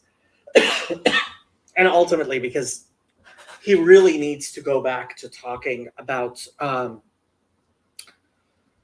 religion and in religious terms. The word transjective, I think, is probably something that's permanent and should become part of our vocabulary. And of our love and our valuing, actually. But, Yes. anyway, yeah. So there's something challenging in what we're trying to do here, which is, as we've seen, what we take words to mean, which words we use, what ontologies, what references, what epistemologies, we haven't had time to all sync these. And as we've probably all experienced, I certainly have, when I want to do generative work with someone that has a different background, that's where we have to start and realize some of our disagreements are because the word means something different. And that takes a long time. And so I'm noticing that you mentioned intrinsic and extrinsic purpose. You said purpose and meaning. See, I think he actually pointed to something important there, which is surprising. Our society is fragmented because we are using such bad vocabulary. And I think that is part of the postmodernist project. We are very much in trouble because we aren't talking to each other. And I think once with enough dialogue, you won't have this problem that we're having, which is that we're not using the same vocabulary. And honestly, James Lindsay points to this a lot, which is there are people who are, especially the postmodernists, who are, the dictionary is important. Who edits your dictionary is important. It is unfortunate that we don't know who is editing our dictionaries, right? The people behind Wikipedia, unfortunately, Wikipedia is incredibly important. And the fact few of us know how Wikipedia functions is a tragedy. Not identical, but you didn't make the distinction. John responded talking about intrinsic and extrinsic motivation, which is not the exact same as purpose. And then there was a conversation around values. There's a conversation around love, around beauty. So these are all related, but not exactly synonymous topics. They all obviously indicate something that we value, but we're wanting to speak to value being intrinsic to reality, not just something we make up, which is you saying we're not just painting values on a meaningless universe. There's something about the ontologies that give us a meaningless universe that are part of the problem that we want to come to, that I think is core to the meaning crisis, core to the place we find ourselves in, and why you have to say something like, hey, it's not that the reality is a meaningless universe that we have to paint meaning on, but that reality has something like intrinsic purpose to it. So I'm just acknowledging all the really fascinating topics that I'm not going to ask questions about or say anything about, because in the short amount of time we have, feeling into what has the highest meaningfulness, beauty, worthiness of love, purpose, without making the further distinctions on which of those it is. You said something about the intrinsic versus extrinsic purpose that I wanted to click on a little bit, because extrinsic purpose being an instrumental or utilitarian concept, the purpose of X is defined by its utility to Y, and we're assuming Y has value. So when someone takes that definition of purpose, they take purpose first, rather than meaning or value or beauty or love. They take purpose as the thing that we're looking for, which is itself a very interesting question. They take the relative utilitarian extrinsic definition, then they ask what's the purpose of it all. It's obviously a meaningless question because there's nothing outside of it all to say it is relevant with respect to. And there's nothing outside of it all. Yet, I mean, this is the Gnosticism. Yes, there is God outside of it all, right? So it's easy to say, oh, there's no purpose to anything, and come up with nihilism, as opposed to just recognize it as a category error. You're using too small a concept. Now you're talking about intrinsic purpose or intrinsic beauty or intrinsic something. Intrinsic something that is worth something. And you were saying that it also has a pulling quality or a telos, right? That all that is has something like purpose that is not defined with respect to anything else. Maybe hard to define at all, which the Tao would say, it sounds very much like the Tao, it has a nature, right? So does the direction of reality or universe reveal something about its nature that is worth aligning ourselves with? I think it's very interesting. Yeah. I want to propose what I think is the generator of the metacrisis in your framework, and hear your response, and then hear how you build on it. But I want to just hear first the thing, the definition of purpose as extrinsic that the philosophy of science can orient to. So you have Big Bang where the laws are why they are because who knows, and the constants are what they are, and at some point consciousness pops out, and it's very easy to get nihilism in that model. One could say that model is left hemispheric dominance epistemically, and that left hemispheric dominance can't understand purpose or meaning. Is that how you would say it? When you talk about, or I talk about values, I'm thinking of a hierarchy drawn up by Max Scheler, the German early 20th century philosopher, in which he had a hierarchy of values, the base of which was utility. And this is the lowest level of his values. And then there came things like, he called them values of life, Lebenswerte, but these were values of fidelity, magnanimity, generosity, bravery, and so forth, a lot of which seem to have gone out of fashion. And then above that came beauty, goodness, and truth, the spiritual or geistige Werte. And then at the top, the apex of the pyramid, was the sacred. And I think that structure has been incredibly helpful to me in seeing what we're getting wrong, because the only really driving value of the left hemisphere is utility. It's evolved in order to serve utility for us. And of course, we need it because it's very useful. But we mustn't think that this answers our questions, or this sort of level of value is going to give us the fulfillment that is promised to us by our culture, which is all about acquisition and greed and competition, typical values of the left hemisphere. So when we come to talk about purpose and its relationship with meaning, what I would say is, first of all, to make the distinction which we've made, but it's the distinction between Carse's finite games and infinite games. Finite games have a purpose, and when you've achieved it, the game is over. Infinite games are things that have the value in being performed at all, and therefore eternally have that value. We've got locked into. Okay, I mean, again, we're going back to just start talking about God. The type of belief that everything is a finite game, which it very clearly can't be. And the things that give us meaning, I think, are for... Well, if you believe that there's no human soul, if you believe that when you die, that's it, right? Then, yeah, that's... everything is a finite game. Very obvious reasons, not specifiable as extrinsic goals. We should try and do this and make that and so on. There's a level at which we have to guide ourselves and think, well, we need to make a conscious effort to shift our values. But in the end, these things are not going to be of that kind. They're going to be openness to an attractive force. And those attractive forces are many, but they can boil down in some ways to three incredibly important things that give meaning to life, each of which has been more or less trashed by our current civilization. The first is our relationship with society, are being bound to one another in the sense of religio, the business of sharing one's life with people who share your values, whom you can trust, whom you can confide in, whom you can eat with, play with, and generally share a culture which may be based on a religion, but has common rituals that we all understand. That is one thing, and it is extremely difficult to find any such coherence in modern society for a host of reasons which most people will be able to fill in for themselves, that we don't have that kind of cohesion anymore, and we're increasingly isolated, partly by technology, and we live lonely lives. The UCLA Loneliness Index has shot up in recent years, and I think we mentioned loneliness already, and it's one of the key things that people say when you ask them about their lives. They say they're lonely. Now, meaning can't come from any purpose in being with others and belonging in the social world and contributing to it in some sort of obvious extrinsic way. You can't specify ahead of time what that value will be. You only know it in the experiencing of it. This is the problem. It's a swimming problem. You can't have a manual that tells you how to swim. You sit on the bank of the river reading, now I know how to swim. You have to get in the water. The second is our relationship with the natural world in all its complexity and beauty. So for most people, until very recently, it was almost impossible for their lives not to be enmeshed with the surrounding natural world. Only in the last perhaps 150 years or so have we become isolated from nature. And this is a really important divorce, a very, very important one. The divorce from one another is very important. The divorce from nature, and the sense of it as an environment, which is a technical term for something that surrounds you, but not what you are born out of, which is what nature really means, and what you return to. And the third is a relationship to a realm of something beyond this. Again, we've mentioned this, I believe, but it is the Again, he's making these distinctions, right? What is nature, natural, right? We're no longer in a natural. So where does nature end and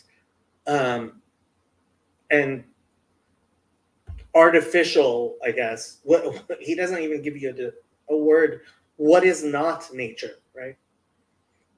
Yes, touching grass is healthy, but that's getting at something else. Transcendent realm, or the realm of the spiritual or the sacred. And this, to a lot of people now, they've been trained to think that this is a rather negligible issue, that it really is a kind of vestige of something that hangs over from a primitive time when people weren't properly educated and they invented superstitions to try and explain life. And I mean, that is such a terrible, terrible diminution and tragedy of what it is, travesty of what it is I'm talking about, and it is a tragedy. So those three things are what I believe fundamentally are most important for bringing meaning to our lives. I can't specify, obviously, what the meaning is. What is the meaning of life? A question you cannot answer, although I believe it's 43. But, but that's what I would say about that. And it relates to the hemispheres in this way, that the left hemisphere is designed only for acquisition and pleasure, getting stuff, having fun. It's more dopaminergically driven than the right hemisphere. It's more associated with addiction than the right hemisphere. And it's certainly more associated with getting a kick out of power and acquisition. Whereas the right hemisphere is more able to open itself to the sacred and to these other higher values that I specify when we cap them now. So I think there is a very important thing there, that we're guided by something that literally doesn't see what it is that's pulling us, or should be pulling us forward, that sense of direction or purpose in life, and the values that call us forward. So I want to say something about this that I feel like is me restating how the hemispheric model ends up getting imbalanced, almost obligately gets imbalanced in a way that leads to the world situation we have, and see if you agree with that. And then very much I'm curious to hear related thoughts. So you mentioned that the primary left hemisphere value is utility, and you also mentioned the word power, which is a very important word, because then civilizations have a relationship with each other that we can use social Darwinism to describe, where there's a selection process defined in war and defined in population growth and things like that, where if a civilization has our relationship to each other, our relationship to nature, and our relationship to the sacred, all maximizing utility, right? So we think of human resources, we think of natural resources, and we think of religions as kind of narrative weapons to be able to coordinate. Then the culture that has those utilitarian, power-oriented views in all those areas will win at war. It will basically see nature as a commodity, extract more from nature to grow its population, to increase its resource consumption per capita, to grow its technological base, to utilize humans, to use Norbert Wiener's the human use of human beings in the development of cybernetic systems that are then seen as inexorably in competition with each other. So they're going to, so we have to kind of mentality.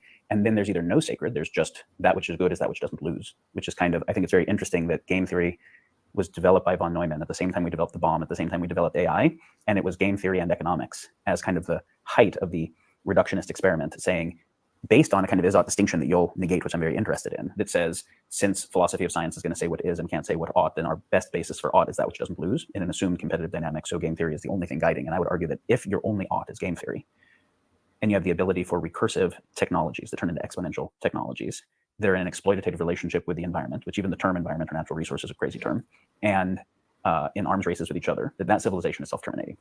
But it's also it's easy to see how it won, right? How it emerged that way, because any civilization that oriented itself that way a little bit more was going to grow its population more, was going to advance its tech, was going to win wars, and then other ones kind of had to do similarly. So what the values or the sense of sacred or the connection to nature or each other that the Native Americans had before colonizers went there didn't matter that much if their weaponry and technology and whatever was not going to compete.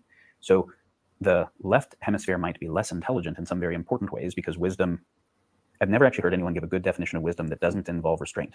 It always ends up involving restraint and binding in some ways. But the utility emphasis of the left hemisphere is very good at game theory. And then it creates almost an obligate trajectory. And then nobody wants climate change, but nobody can stop it.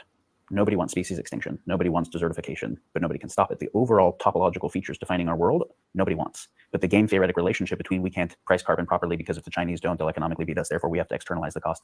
That game theoretic relationship creates a topology that is actually driving us in a self-terminating direction, and nobody's steering, because there is no sacred. We're very good at solving problems and not very good at defining, is this the right problem to solve, right? Is this the right goal to achieve? That's actually why I was so drawn to your work, is because that I wasn't thinking of it in terms of hemispheres, but I was certainly thinking of it in terms of capacities and predispositions of mind, that the nature of mind that oriented to parts was very good at techne and was very oriented to power. And the power techne thing together was going to win over the other ones and then create this kind of obligate trajectory. I would love to hear you respond to that. There's very little in what you said that I would disagree with at all. We're in a bind which is to nobody's benefit, really. Game theory explains why we get these things wrong. And we need to find a way out of this which involves restraint. Actually, I love what you said about that. And in fact, it's our lack of restraint that means that we're not wise. It's very unwise. And there are two levels to that. There's restraint in general and self-restraint. And the idea of self-restraint used to be intrinsic to the rise of most civilizations. They were founded on a generation or several generations that were prepared to make sacrifices on a personal level in order to achieve something greater. That has moved out of the picture because the value now is about our personal gain. But sometimes if we can... Okay, so this goes really into fountain of comfort and psychology, right? Because the question becomes, a person is anxious and depressed, and they come to a psychologist or even worse, a marital and family therapist. And the question becomes, okay, what are we solving for? We're solving for happiness, right? What is that happiness? That happiness is I get to do whatever I want. I get to have sex with whoever I want. I get to be happy.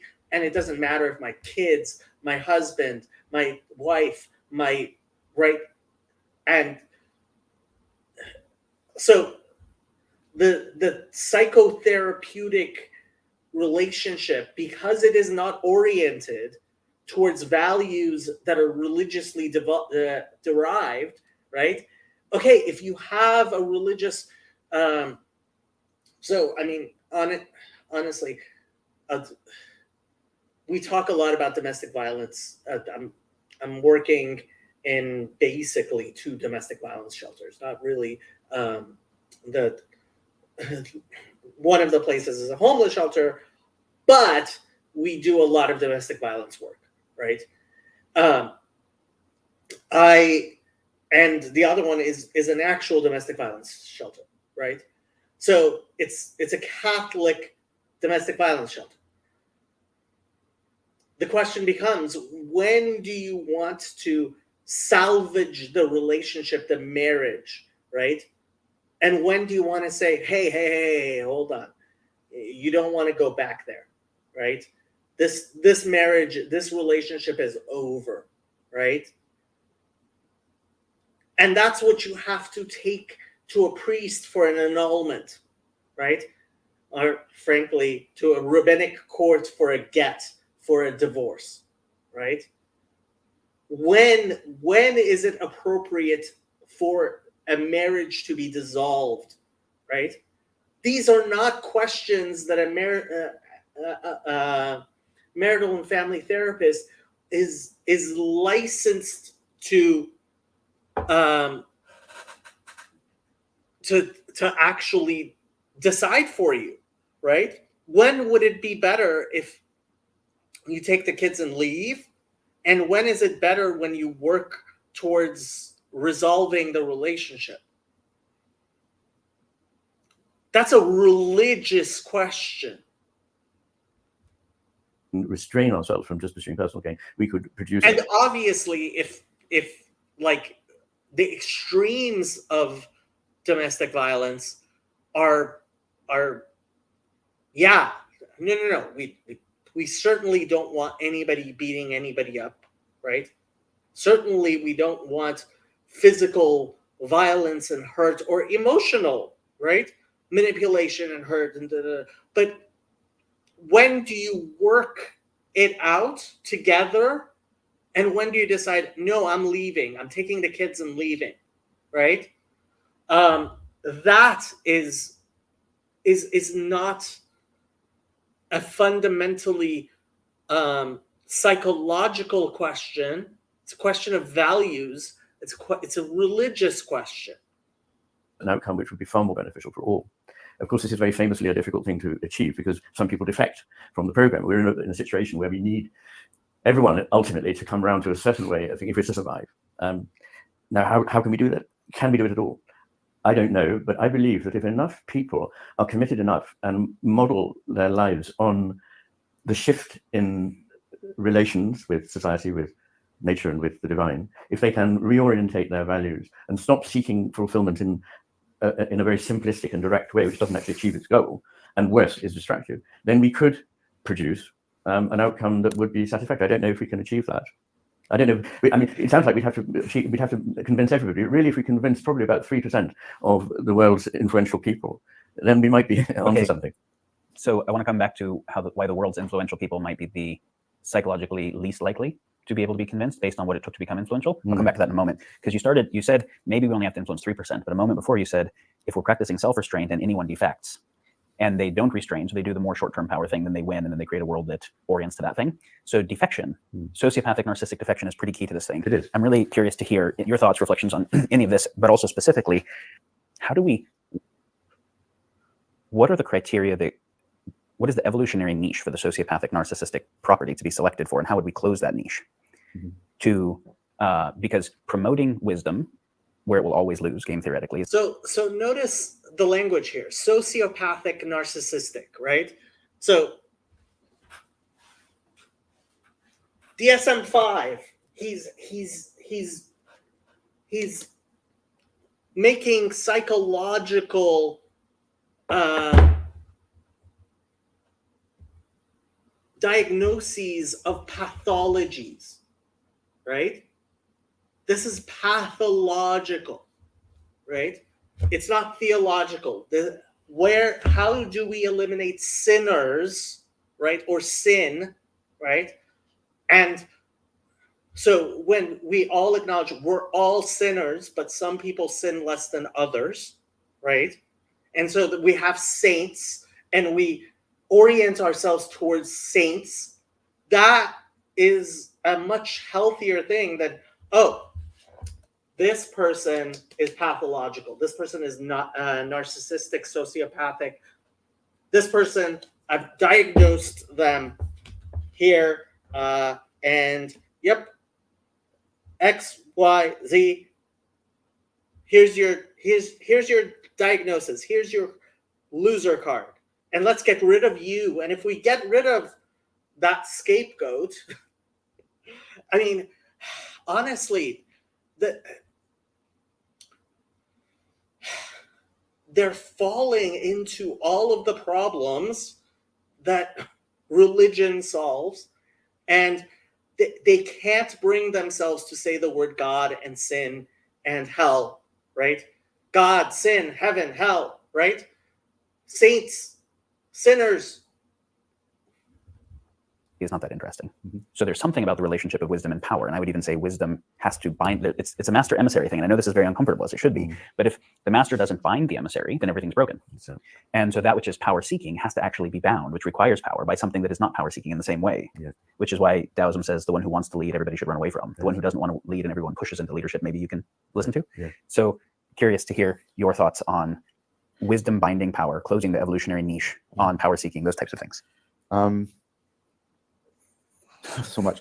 Yeah. So I mean, I think I agree with, first of all, what you did was brilliant and I really appreciate it. Like you, and I'm in very significant agreement with it.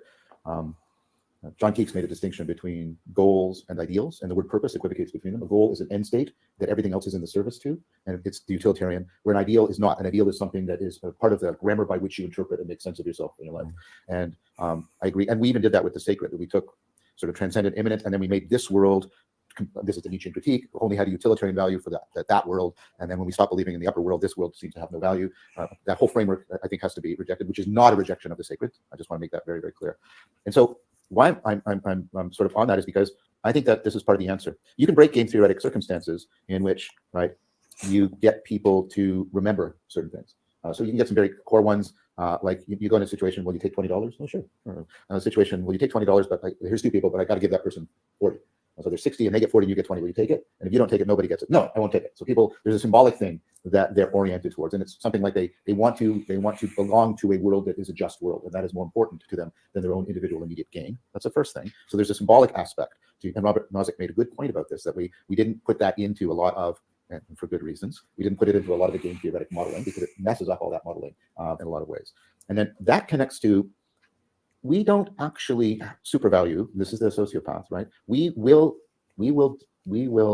significantly undermine subjective well-being if we have a reasonable belief that we will get enhanced meaning in life. This is part of our evolutionary heritage as mammals. We're also primates. We're also sociocultural. And the prototypical instance we do this is have a kid. When you have a kid, all of the measures of subjective well-being go down. Your health goes down, your sleeping goes down, your finances go down, your social connections go down, the amount of sleep you're getting is going down, you're sick all the time, your partner doesn't like you anymore.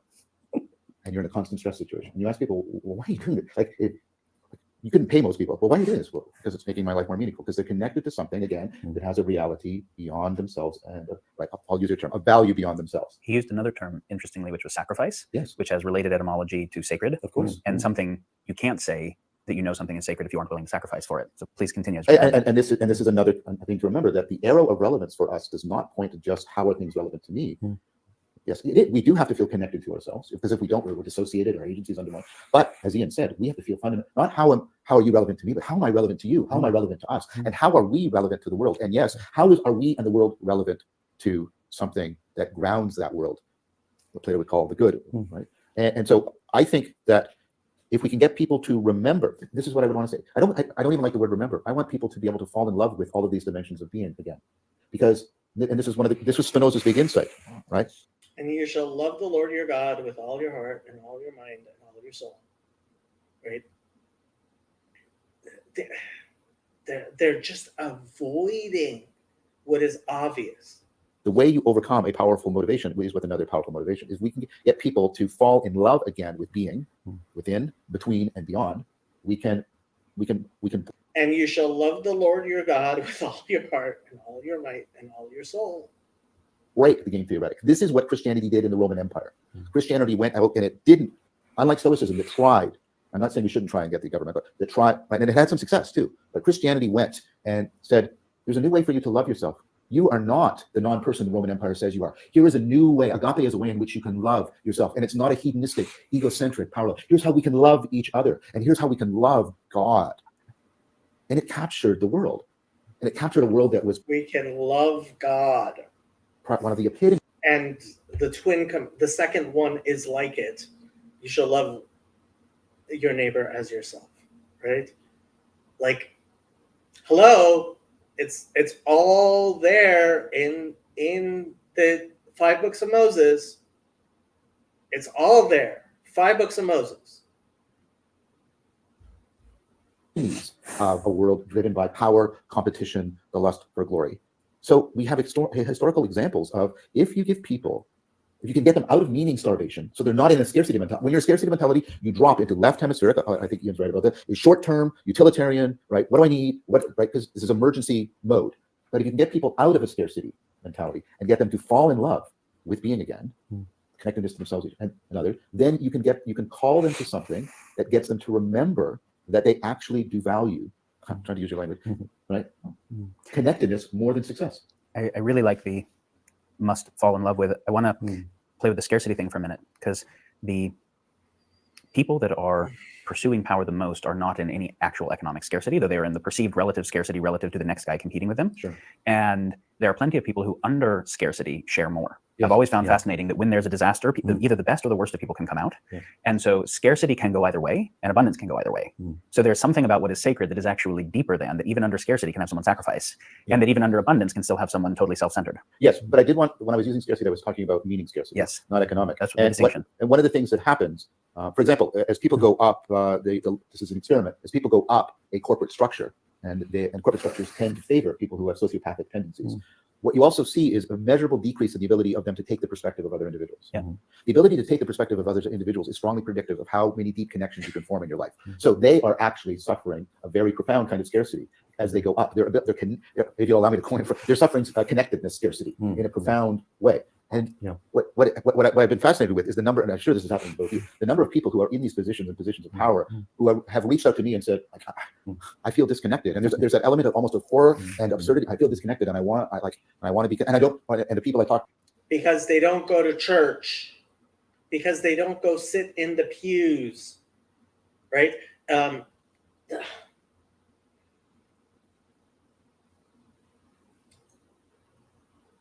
It doesn't, I don't think things have to be the way that they think they are, but that's because religion has solved a lot of the problems that they're not willing to recognize religion solved. In Silicon Valley, I don't want my kids to go through this. I don't want my kids to go. This is what I mean. There is alternative motivations to, and I think they have also an evolutionary provenance to the game theoretic motivations. And I don't think the game theoretic motivations are metaphysically necessary. I think there are other ones that have an equal power to motivate, because we have historical evidence, we have current evidence, that we can tap into those. But I think there's two poles to this. For us to fall in love with being again, that's the agent pole. But the world as an arena in which we can act, it has to be sacred to us. Sacred is how the world is to us when we are falling in love with it. Okay, I want to go into sacred. I want to say something about what you said. You said that as people move up in positions, as we look at places where power is concentrated and we move up the power hierarchy, there are exceptions to this, but it is generally the case that the people who are at the top of the power hierarchies are people who are both attracted to and good at power games. Yes.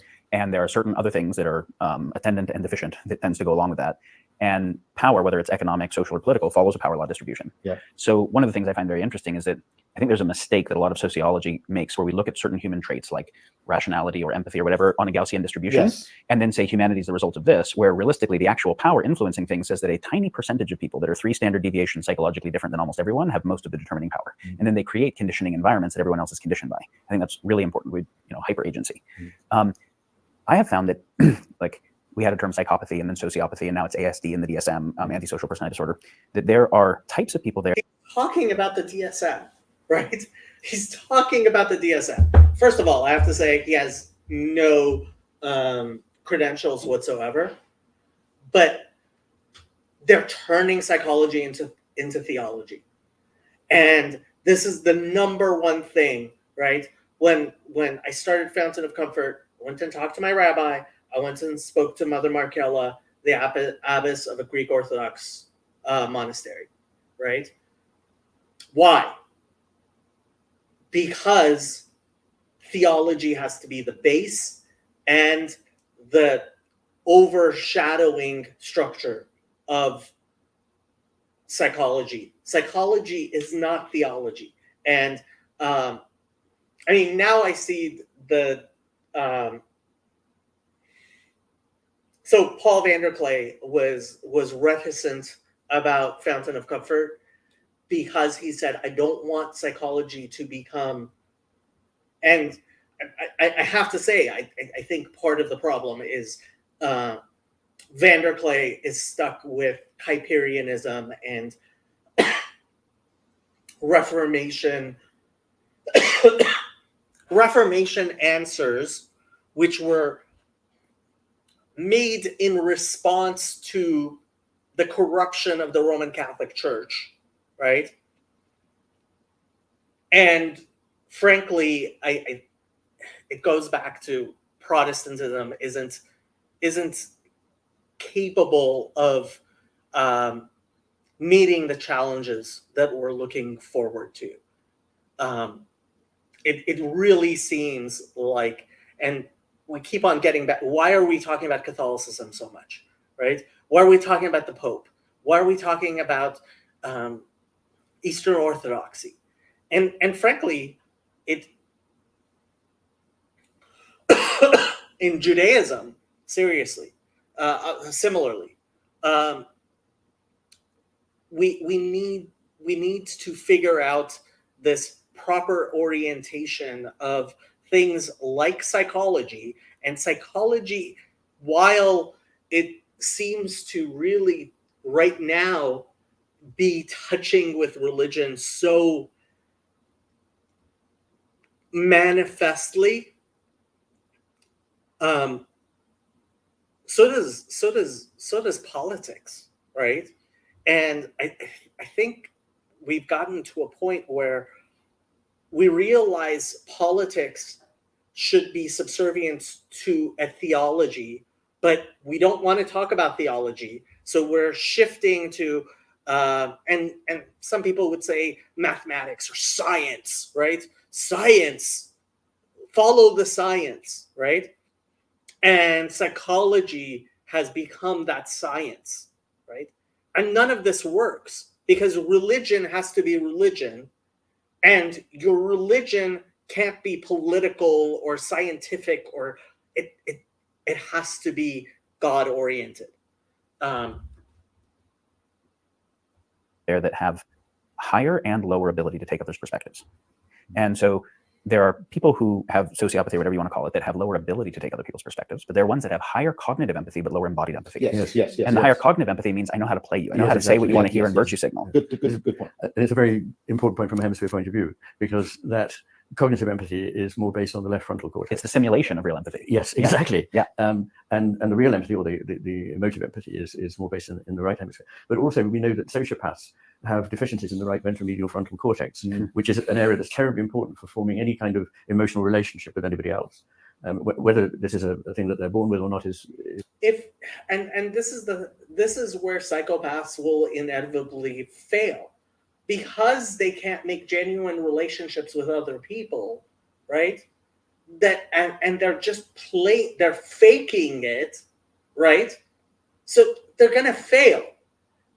And this fear of the psychopath, right, is I think actually much overplayed, right? Because yes, psychopaths are, there are always sinners and there's always corruption, right? But the saints overcome. Not finally concluded, but I think it pretty clearly is something that they are born with. It could be a result of a certain kind of deficient parenting. But what we're coming back to there is that, again, there is this contrast between a connected world, a relational world in which the values come out of the relations, and another kind which is a linear world of target getting, goal getting, in which we think that what is valuable will come out of completing that goal. And it doesn't. Yeah. So I want to pick up on what you said, because I think that distinction is very important that you made.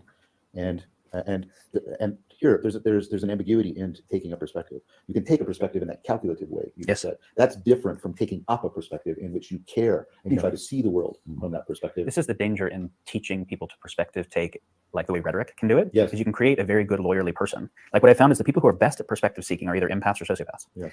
Right? They're good at perspective seeking because they really feel what other people feel and they're seeking to, or because they actually don't have any binding to anything real. They can take whatever perspective Yes. happens to have utility without caring about its Exactly. relationship. That's right. And so that's the thing one has to really watch out for. Yes. Is the simulation of empathy. And it brings up something. So you were talking about Christianity binding game theory. Yeah. I'm not a Christian scholar, so I'm just going to, from the outside, say the fact that in the name of Jesus Christ, who said, "Let he who has no sins cast the first stone," we were able to do the Inquisitions, is a really interesting act of mental gymnastics. Yes. And so I see that wherever there is a relationship to the sacred that is authentic, and it starts to develop the ability to really move people, there's power in that, then those who are seeking power seek to capture it Yes. and corrupt it. Mm. And so then all the religions become these mixed bags of an authentic, beautiful thing, and the way power ends up capturing them. And if they don't orient to power, then they usually lose in a holy war, their population doesn't become very big or something like that. I would love to hear, Yes. so because there's, how do we have a proliferation of the sacred for which someone will make real sacrifices and for which whole populations will, that doesn't lose to other populations that don't do that, and that doesn't get captured by power and perverted and distorted? Right. Okay. So first of all, agreed. But I want to say, well, the notion of restraint. Christianity was successful in pretty much keeping it as part of the cultural cognitive grammar that people other than the male citizens were actually persons. It was successful at turning infanticide into an accepted practice into something we find horrific. So yes, I'm not saying that the power structures came in, but there was also enough. I mean, we are running on the fumes of the Christian sacred canopy, and it's been what has been still keeping some restraints on this otherwise Milwaukeean machine that's running. And what I'm trying to say is, I want to give us a sense of hope about this. That it's not the sacred emerges and then it gets consumed. The sacred emerges. There is the pushback. There's the reframing. There's the power consumption, but some of the underlying cultural cognitive grammar has been fundamentally changed. We haven't gone back to the Bronze Age. We're still post-axial. We haven't gone back to the pre-Christian age. That's not what happened. And so I'm saying, I'm not denying that, right? I'm not denying that there's the threat. But what I'm saying is, but if we could be more clear about what gets preserved across the, I don't know what to call it, the re-entrenchment of the power dynamics, and could we better this time focus our attentions there, focus our cultural and even our political commitments, we could perhaps do it better this time. I mean, I think we must. This is exactly brings up a question I wanted to ask you. Is in the parable that you told of the master and the emissary, I might argue that the responsibility for the failure of that civilization or tribe, or whatever you want to call it, was the masters, not the emissaries, because the master obviously misassessed. The master would probably have agreed with you. Yes, and so rather than say the master was wise and the emissary wasn't, so he did a Dunning-Kruger thing and messed it all up, the master was missing a certain kind of wisdom in his assessment of the actual realistic capabilities of the emissary. There was some stuff in his noticing the whole that he wasn't noticing that was really critical for him to ultimately still hold responsibility. So there's an uptick in the master capability that could have kept that relationship right. Yes. So there's something about needing to be power literate to be able to keep power from corrupting a relationship with the sacred. I mean, rather than say that. Well, he actually said something I really like: needing to be power literate in order to keep power from becoming corrupt and destructive, right? And yes, you need to be literate. I mean, that's the United States Constitution, right? Exists to check the power of the government, right? The master was deficient in some way. One would say that there was an important relationship here which required a certain degree of vulnerability.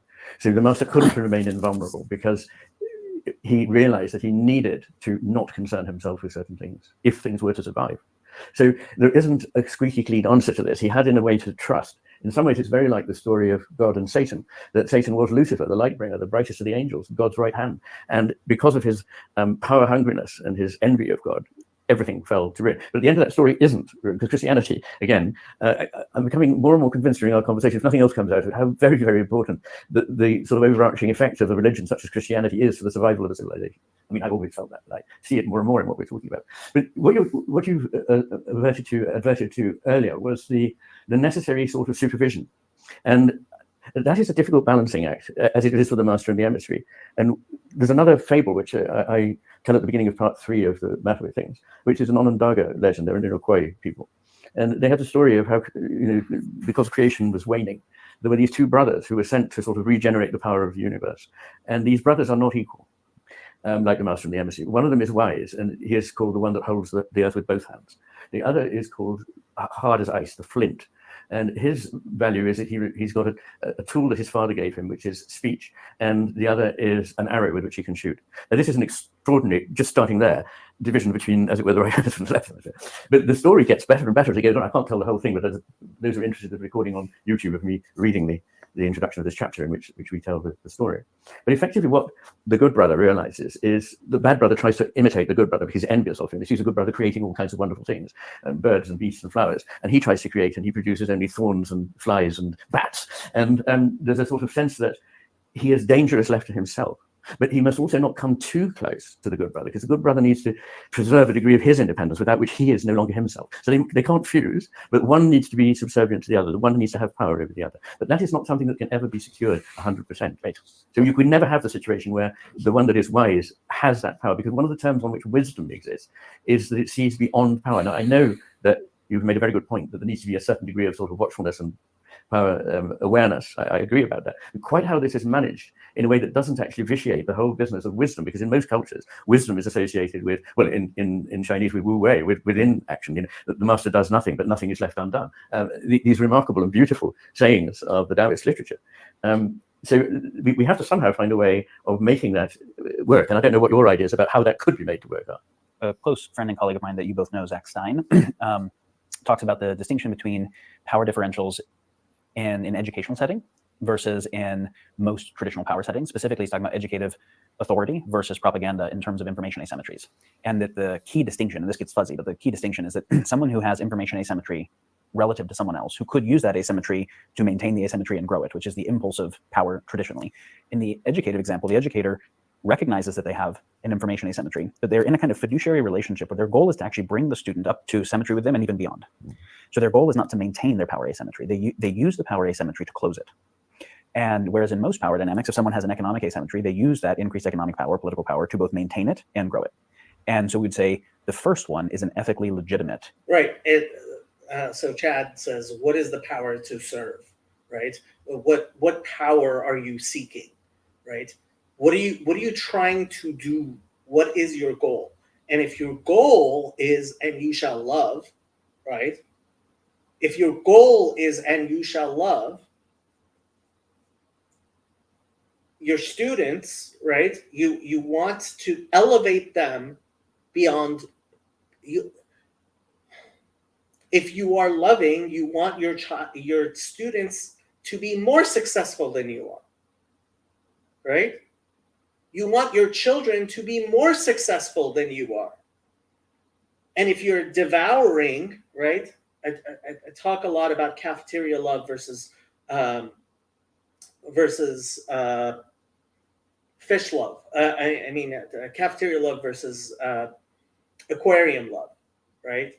So there's the story of the rabbi who walks into the cafeteria, sees a child eating a fish, and he's gorging himself with fish, and he says, "What are you doing?" He says, "I love fish. I can't help myself." He says, "No, you don't love fish.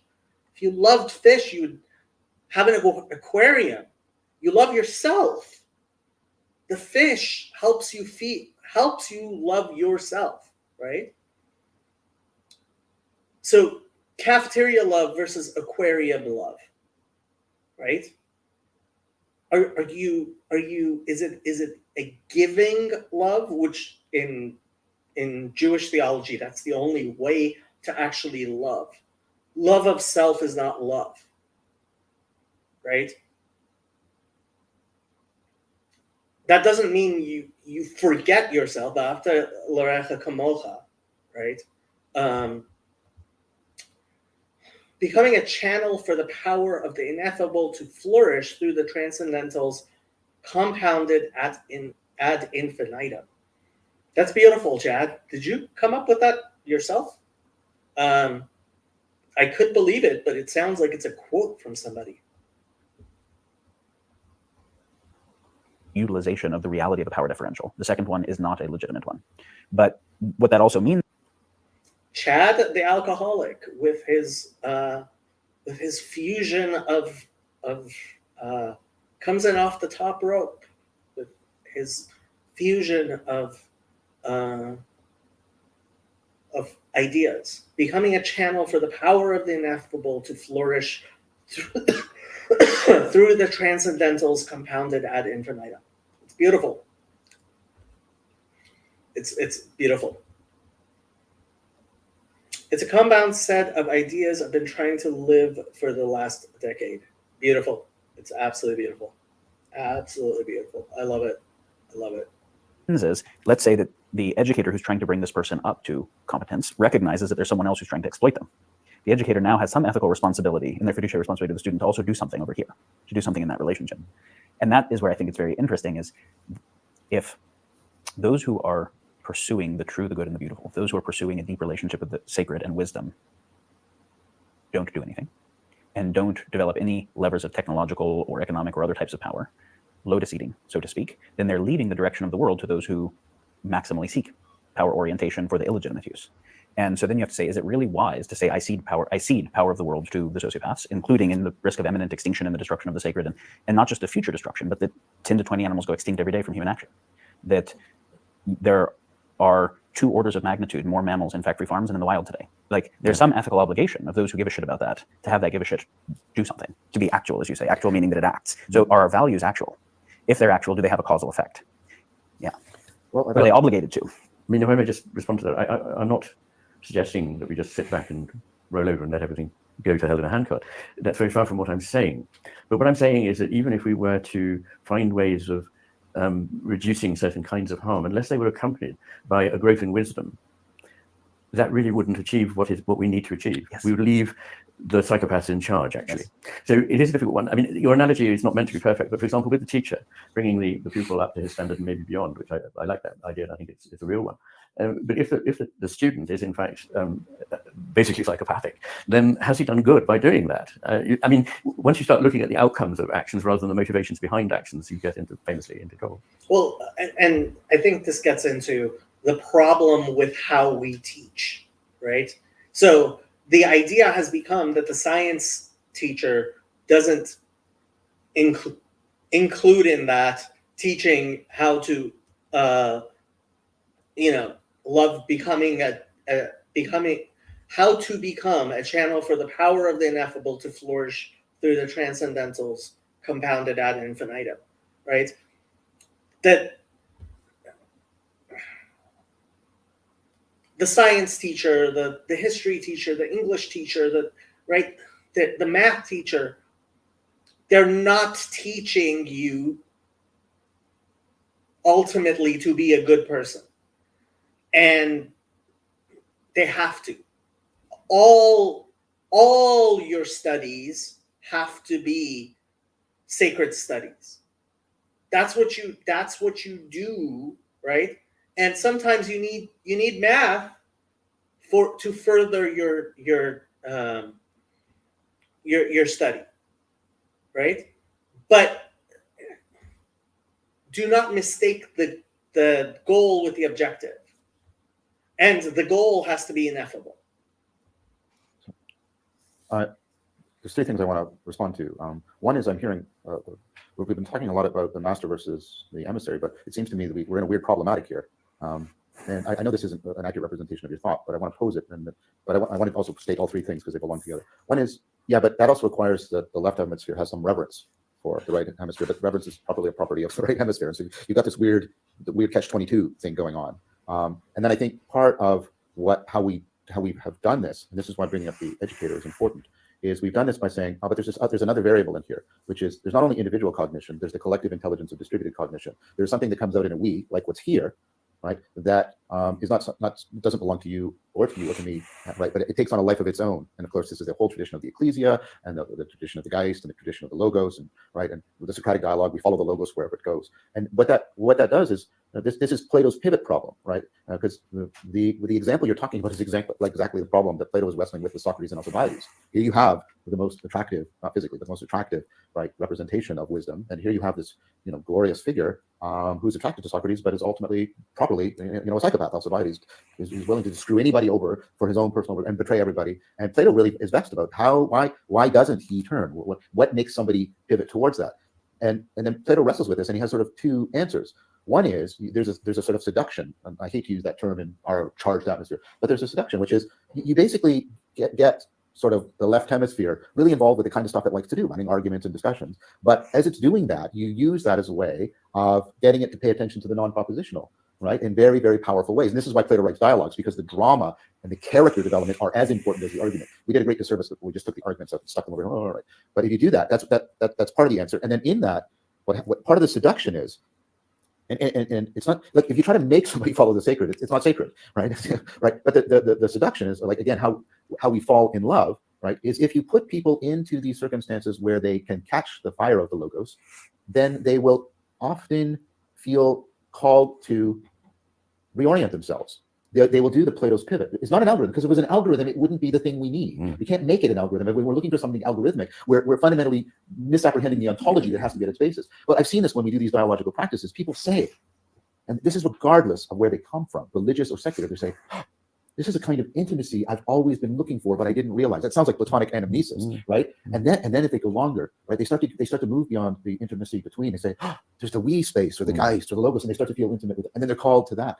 And then some people are called beyond that. They're called to, oh, through all of that, I get a sense of intimacy with being itself, and they get the possibility of falling in love again. But I can't argue them into that. I can put them into a place where there's argumentation going on, where there's conceptual reflection going on. But this thing, we have to structure it with a lot of finesse, so it takes on a life of its own and can draw us in, so we can get people to do the Platonic pivot. That's how I would address what logic has this compulsory kind of nature, if you like, that it's trying to compel a position. Yes. And what you rightly are pointing out is that the things that really matter, like wisdom and love, can't be compelled in this way. No. And if they are, they're no longer wisdom or love. There is always a vulnerability involved here. That's terribly important in my view. And it's not necessarily anybody's fault if that vulnerability leads, as it usually does eventually, to some kind of a downfall. But without actually taking the risk, we can't have the great things that we have had. So it has its own value and purpose, even if we can't actually always guarantee what kind of an outcome there's going to be. Okay, but I want to pick up on the seduction. I agree with what you're saying. Yeah. But what I want to say is, can we get, I'm trying to use your language because I want to play with sure. Can we get the left hemisphere involved with speech and logic? And it likes to play this. This is what happens. But it gets drawn, it gets drawn into something that is beyond itself. It does, and that takes me back to a point you made early on, that how can it ever be that the right hemisphere and the left hemisphere have that right relationship? Yes. Because the left hemisphere has this intrinsic loss of reverence or whatever. Yes. But I don't think that's necessarily the case, because I think the problem comes when we give too much power to the emissary in that myth. So to begin with, in civilizations, the left hemisphere and right hemisphere work very well together. The left hemisphere is given exactly that kind of a job that it's good at. And if you like to put it this way, I'm being ridiculously anthropomorphic, but it's happy to be in that role and to contribute. But the problem comes when we start to lose. I'm going to come back to this thing about the value difference between the right and left, because I think it's absolutely essential to the situation we're in. It's our complete loss of orientation towards the right values. And what happens then is that the values of the left hemisphere are encouraged, and the left hemisphere starts to see only its own point of view, and it thinks itself in a Dunning-Kruger-like way to be more intelligent than it is. Okay, and I agree with this wholeheartedly. And I want to say something that overlaps with Daniel, what he's saying, because one of the things that the Enlightenment, why it takes off, I would argue, is it gets a way of really clarifying the difference between authority and power. And this is one of the things, so you've got Kant, right? And then I want to correct it with Hegel, but Kant is basically saying, no, authority is when I recognize you as being able to say something that I will fundamentally be persuaded of as true. So I recognize that you are, this is the Kantian model. His language is dangerous, but just let me use it for now. Right? I recognize you as a rational being, and therefore I should acknowledge that what you say, I should take it seriously and allow it to possibly persuade me. And then when I do something because you have persuaded me, I do it because I have recognized you and you have recognized me. And then Hegel said, but this reciprocal recognition, which is what you get in the student and the teacher that you don't get because the master slave, this is Hegel, Yeah. you don't have reciprocal recognition, No. right? But in this, And importantly, that is not the relationship between hemispheres. I talk about that. exactly, Yeah. exactly, and this is exactly. So one of the things I think one of the things why the Enlightenment takes off is because it brought this tremendous liberating clarification. But wait, we want all the governance, even my self-governance, to be based on authority, which is based on reciprocal recognition. And Hegel says not only moment to moment, but all of the people before you and all the people that are going to come after you, the biggest possible distributed cognition machine you have. You want to be like listening to them, and you want to be trying to get the future to listen to you, and you get this tremendous model of authority. And I think that was tremendously liberating. Now, and then what I see happening is that some of the things that came along with that is how the right hemisphere started to cede power or not realize that power is getting ceded. Because once you give this priority to this, right, then you start to give it's very easy to get into the idea, but all that the reasoning is, all that the rationality is, it's not a way of being, it's just a way of calculating. Hobbes proposes this. Okay. Right? So but the Enlightenment gives us something that is tremendously of value. And I don't think we want to go back to and give that back again. We don't want to go back to master slave. No. Right. And so we have to get to that point where no, reason isn't about calculation. It's about being with each other in a way that we are reciprocally responsible to each other. So we are governed by authority rather than by power. That's how I'm trying to answer you. That is possible for us. There was two things in the Enlightenment that got inappropriately bound together. I think a very legitimate understanding of the difference between authority and power, and then the illegitimate reduction of rationality, not as a way of being with each other, but as a way of calculating each other's behavior. Which is, in my terms, the handing over of reason to mere rationality. Rationality being schematic logic as a way of understanding things, whereas reason is a way of balancing rationality with the intuitions that come from a life well lived, from experience. And that is what is reason. It was always thought to be the main purpose of an education, and for 2,000 years in the West, to produce a reasonable person. Yes. And that's what one would expect of a wise judge or a good politician, but we don't have that. Right. So my language for that, and I don't think it's in any way different, I talk about the ancient notion of logos, and with Descartes, you get it reduced to logic. And then we reduce reason to just logical manipulation of propositions, and we lose all the other. We lose the perspectival and the participatory notions. Yeah. So you said something at the beginning I want to come back to, which is my language would be we turned God into an idol. How can the left brain have reverence for the right if it doesn't have reverence as a capability? Yeah. And I think this was something I said to Ian when he and I had a brief visit yesterday, is what Gödel did with the incompleteness theorem was use math to show the upper boundaries of math. Sure. And but that's the Socratic project. That's what Socrates does. Almost all of the dialogues end in aporia for that reason. And it's what the Jnana Yoga path and the Vedic tradition exactly did. Of koans in Zen. It's what Tarski did with formal logic, using formal logic to show the upper bounds. And I think it's exactly what Ian is doing in describing the master-emissary relationship in a way the left brain can understand. Because, I was saying earlier, wouldn't the master be the more responsible party? I think they're both responsible, right? And so there is a reverence the left hemisphere has to have for the right. There is a recognition of the developmental maturity, capacity, and relationship with the environment the right needs to have, right? And we're, of course, using left and right hemisphere within the individual to also represent forces in the world, distribution of people and like that. And I think the very best thing that one of the best things the parts-based mind can do is recognize its own upper boundaries being insufficient to what is actually worth caring about, in which case it has its own kind of transcendence, right? It has its own recognition of something beyond itself worth listening to. So again, evolutionary providence for this, right? I think one way I would say of Ian's historiography is like the what should be properly opponent processing, and I'll explain what I mean by that, has become adversarial processing. And this is also the problem at the level of our distributed cognition. If you look throughout our biology, you have opponent processing going on. Opponent processing is when you have two systems that have complementary biases, and then you lock them together so that each is the best corrector of the other. So non-controversial example is the autonomic nervous system. You have the sympathetic system biased in one way. It views everything as a threat and opportunity. The parasympathetic is everything is right. And they're like this. And so your level of arousal is constantly evolving. And there doesn't have to be any king or emperor over this because it is a self-corrected system. Your attentional system, the task focus, the default, you're constantly moving between focusing your attention and varying it, opponent processing between foregrounding and backgrounding. And I can go on and on. Why does nature keep coming to this? Because it is how you solve the no free lunch theorem. Every heuristic has a complementary bias. This is a mathematical theorem or proof. But and this is one of the things I put in my original 2012 paper. But if you put two complementary heuristics together, they can toggle between each other, and you don't fall prey to the no free lunch. You can escape the trap that you have to constantly fall into the bias from your heuristic. Nature figured this out. And I think I would put it to you, if we understand it the way I've explained it to you, that the proper relationship between the hemispheres could be opponent processing rather than adversarial processing. If each hemisphere could come to see the other hemisphere as a valuable source of self-correction. Because as you say, they solve different sets of problems, well-defined problems in the left hemisphere, very ill-defined gestaltish problems in the right hemisphere. But this is... I have to say, masculine and feminine is something we've kind of lost there, which we need.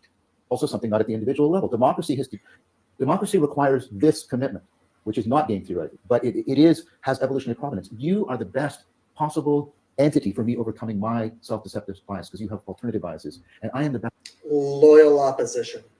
for you. And if we both commit to the Geist, the logos between us, we can get the best self-correcting system, which is what democracy is supposed to be, but not just for individual cognition. It's supposed to be for cognition, distributed cognition. But again, I'm trying to offer you, the theme you have that I keep wanting to answer is there's evolutionary providence for the alternatives that are being discussed here that can be tapped into.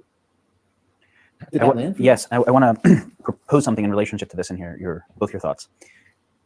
One very simple way I would sometimes describe the generator of the Metacrisis is that humans have radically beyond evolutionary capability via technology development and still using relatively close to evolutionary motivations. That you can't apply apex predator theory to sapiens and have a biosphere that doesn't self-destruct, because a polar bear can't make nukes and an orca can't kill all the fish in the ocean, but we can do both. And so we're obviously not an apex predator. We obviously are something well beyond that, because the evolutionary process, We're a steward, and that's the point. having most of the adaptive capacity in the other animals be corporeal and very slow evolving through processes that create co-selection, creates a symmetry of power. Whereas the orca gets faster, so do the tuna, and they get away. And as the polar bear gets faster, the walruses get bigger, and all that kind of thing. And with the complexification of our cognitive processes that could start to do techne, and I would say, I'm just going to call it techne in general, the physical technologies and language, capitalism, etc., that our adaptive capacity and our predative capacity increased rapidly faster than any of the rest of the environment, increased its resilience or relative capacity. And so I would put the origin of the Metacrisis not with evolutionary processes, but with the beginning of stone tools, right? And stone tools were a pretty slow evolutionary curve. And so then with the agricultural revolution, we got a big bump. And then the industrial, we get a big bump. I think we get a big bump in the upper Paleolithic transition, and that's my response to it, which is we get a big bump in the upper Paleolithic transition, in which we seem to get the advent of the appreciation of the sacred that goes along. It is sewn into some of our biggest cognitive advancements. So you have the technology, like you said, is like this, right? And then we get this bump, right? And we get projectile weapons, we get calendars, we also get music, we also get representational art. We've seen Here's my argument. Actually, it's you're making it. Okay. Humans have been a very mixed bag from an ethical perspective of the only creature that really scientifically optimized torture to have the most subjective suffering possible, but also the only one that will sacrifice itself for other species and that can make the vow of the bodhisattva, right? Yes. Our abstraction allowed us to search a very wide search space. Yes. So the most kind of beautiful numinous stuff and the most kind of horrific stuff. What I'm arguing is that mixed bag that we have been with exponential tech near planetary boundaries self-terminates, and that we don't get to keep being that mixed bag. And this now comes up to the vulnerability of, if the relationship to the sacred is... See, this is the thing. And I have said before you, I call the heavens and the earth as witnesses. This is Deuteronomy 30, I want to say. Against you, that I have set before you life and death, good and evil. Now choose life. Right? First of all, the fact of the planetary boundaries, something people don't want to consider. Look, I think Elon Musk and Eric Weinstein are both correct when they say we need to get off this rock, but I think we need to at least want to get off this rock, right? Now, whether or not we achieve it, we must want life to fill God's creation, right? And he doesn't get it. The heavens and the earth, the life and death, good and evil, we're not going to escape that until the Messiah comes. And that has to be a supernatural thing that comes from God. The temple has to be a temple made not by hands, that descends from heaven. Forced or compulsory. It's not actually a relationship to the sacred. If you remove choice, it's not ethics anymore, it's mechanism. And so there's a vulnerability in the recognition of actual choice and in the honoring of choice. Yes. But we have to do that fundamentally differently than we've ever done. Because if you say, how well have we stewarded our power historically? If you ask the other species that we inhabited the planet with, or the lower classes within civilizations or whatever, that mixed bag stewarded it pretty poorly in many places. But we couldn't split atoms, and we couldn't change genomes, and we couldn't make AI. So the question comes, And so let's take AI for a moment, because splitting atoms takes G8 nation state level capacity to do. It actually doesn't. The G8 has made sure nobody else gets to use it through the IAEA and making sure that if anyone even tries to, we'll bomb them preemptively because we don't want the power to get distributed. And yet we're distributing the power of synthetic bio and AI rapidly that is every bit as destructive to not just other state actors, but anybody in a way that is unmonitorable. So when you have decentralized catastrophe weapons and things that can create the catastrophe even by the intentionally good use, but with mistaken externalities from doing too much narrow problem solving and not enough, is this a good goal? Is this the right problem orientation? And anybody does the AI weapon, everybody has to do the AI weapon or they lose by default, those types of dynamics. I would argue that our abstraction capacity exploring that whole search space, the power sides of it end up, and Robert writes non-zero. Of course, you have a selection for increased coordination within an in-group that can do sometimes coordination with an out-group that we call trade, but sometimes zero-sum or negative-sum competition with an out-group. So there's a shelling game where I'll coordinate with you when it's in my benefit while reserving the right to defect on you when that's in our benefit. And if anybody does that, then everybody's in that kind of game theory. And if someone says, well, we'll just sacrifice ourselves comprehensively, great, then there's just no more of those people. Those people are gone, and the people who made it through are the people who won the game theory thing. So what I'm saying is that both through conflict theory, people who want to do messed up stuff with this much technological power, right, and through mistake theory, people who are just, I don't want to cause climate change, but I want to do stuff that requires energy, multiplied by the Kantian imperative of there's 8 billion people all wanting to do the same thing.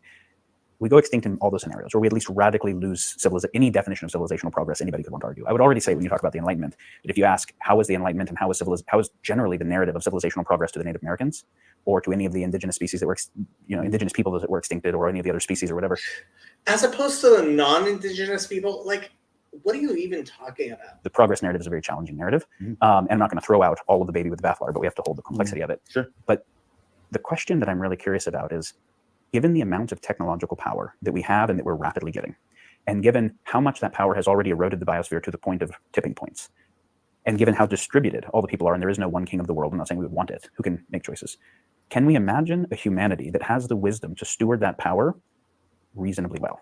Well, here's my challenge back to you, because you've made this argument before, and I find it compelling, but I also find it frustrating, because the argument is set up that it basically says we have no examples from the past that we can rely on, and then asks us to imagine the future, where how can we possibly imagine the future without relying on the past examples? Thank you. He's calling out the Gnosticism, the silliness of, oh, we want to get rid of everything old, and it's just plain false. It's a request to do, and I know you're not trying to do that. You see what I'm saying? I would argue that we have examples from the past temporarily that were able to use restraint via wisdom, via relationship to the sacred, adequate to have their own population in some relative sustainability with its environment and some reasonable quality of life producing. I have indigenous scholar friends who said that the early... As opposed to non-indigenous, like what... Indigenous wisdom traditions, we're talking 40,000 years ago, actually emerged in relationship with human extinction of megafauna. And that they had already messed stuff up and we're like, whoa, we're too powerful to be this dumb. We have to be a lot wiser. Men are not the web of life. We're a strand within it. Whatever we do to the web, we do to ourselves. The first wisdom traditions were already their response to the anthropogenic crisis. And so then they might have had a while of relatively good binding of that level of tech. I'm not sure there's any evidence that human beings were in any way responsible for the death of the megafauna. Like this is Gnostic BS. Then someone else got a higher level of tech, didn't have the same binding, and then those people got wiped out or had to join the thing. So I'm not saying we have no precedent of people doing a wisdom binding power thing. I'm saying we have no adequate precedent to the current situation, because obviously we have a totally different power dynamic. And so, but it's okay to say that new stuff is required, right? Like, so this is an innovative question. It's an innovating in the domain of wisdom question that of course draws on, but is not limited to what we've done so far. So to my ear, this just sounds like an exactly proposal. Can we take stuff that's been working one way and repurpose it in some, like the way the tongue has been repurposed for speech? Am I understanding you correctly? So you're because sometimes I've heard it has to be exactive. Right. Okay. So it is. I don't think we were evolutionarily selected to wisely steward AI. No, I don't think anyone would argue that. Okay. So we were evolutionarily selected to have hemispheres that do this stuff. And it created, in the same way, I don't think we were evolutionarily selected to cause the Anthropocene and all of the problems and cause climate change. Right. So I think the problems and the solutions are both exaptive to the evolutionary capacities. Right. Okay. Excellent. Now that's a good reframing, because then the question is, how much hope can we place in the sapiential, the wise-oriented exaptations, compared to, like, let's call them the power dynamic exaptations, the technological power dynamic exaptations. And it's difficult to know where we. I'm not trying to be difficult. I'm just trying to say, for me, it's like, where would we stand to ask that question? What would be the place in which you see us being able to, like, where are we standing such that we can look at these two and say, I can make sort of, I don't want to say objective, but a relatively neutral evaluation of these two and say, here's how we can place hope here. Because you're not just asking people to place hope. I hear you saying, can you give me good reason to place hope? Is that fair? I think so. You know, my process coming to this with regard to global catastrophic risk obviously involved recognizing none of the other species were causing global catastrophic risk, and people with stone tools couldn't cause global catastrophic risk, and people with bronze tools couldn't. So it was a relationship to human mind, our mind's ability to create vast economic, industrial, communication, educational, governments, technological systems, the way those systems in turn reinforce patterns of mind that lead us to a novel situation of self-induced global catastrophic risk that is increasingly imminent, and then saying, what do all these different risks have in common in terms of the patterns of human experience and behavior, individually and collectively, particularly collectively, that give rise to them? Because if we can identify those generative dynamics, then we can say a future that is not described by these catastrophes has to deal with these generative dynamics. And so we talk about the third attractor of like neither a future defined by increasing catastrophe nor a control response to that gives dystopias. Yeah. What's left? And so really it's what are the necessary criteria of a civilization that could steward the amount of technological power we have well? So then, this is great, this is helpful. I think Ian and I have been trying to point out what some of those underlying generative dynamics are. Exactly. And then propose, and I don't mean to put words in your mouth, so if I say something inappropriate, please intervene. But propose, these ideas of wisdom, correct intra-cerebral, intrapsychic relation, correct distributed cognition, replacing adversarial with opponent, bringing back love of virtue, love of the transcendentals, pointing out that those aren't just airy-fairy, they have an evolutionary provenance, so we can depend on deep motivations to empower them. They have an evolutionary provenance, therefore we can depend on them. Evolution becomes God. But I sense that you're still sensing an inadequacy in this. Well, I think at an individual level, these are good thoughts. Right.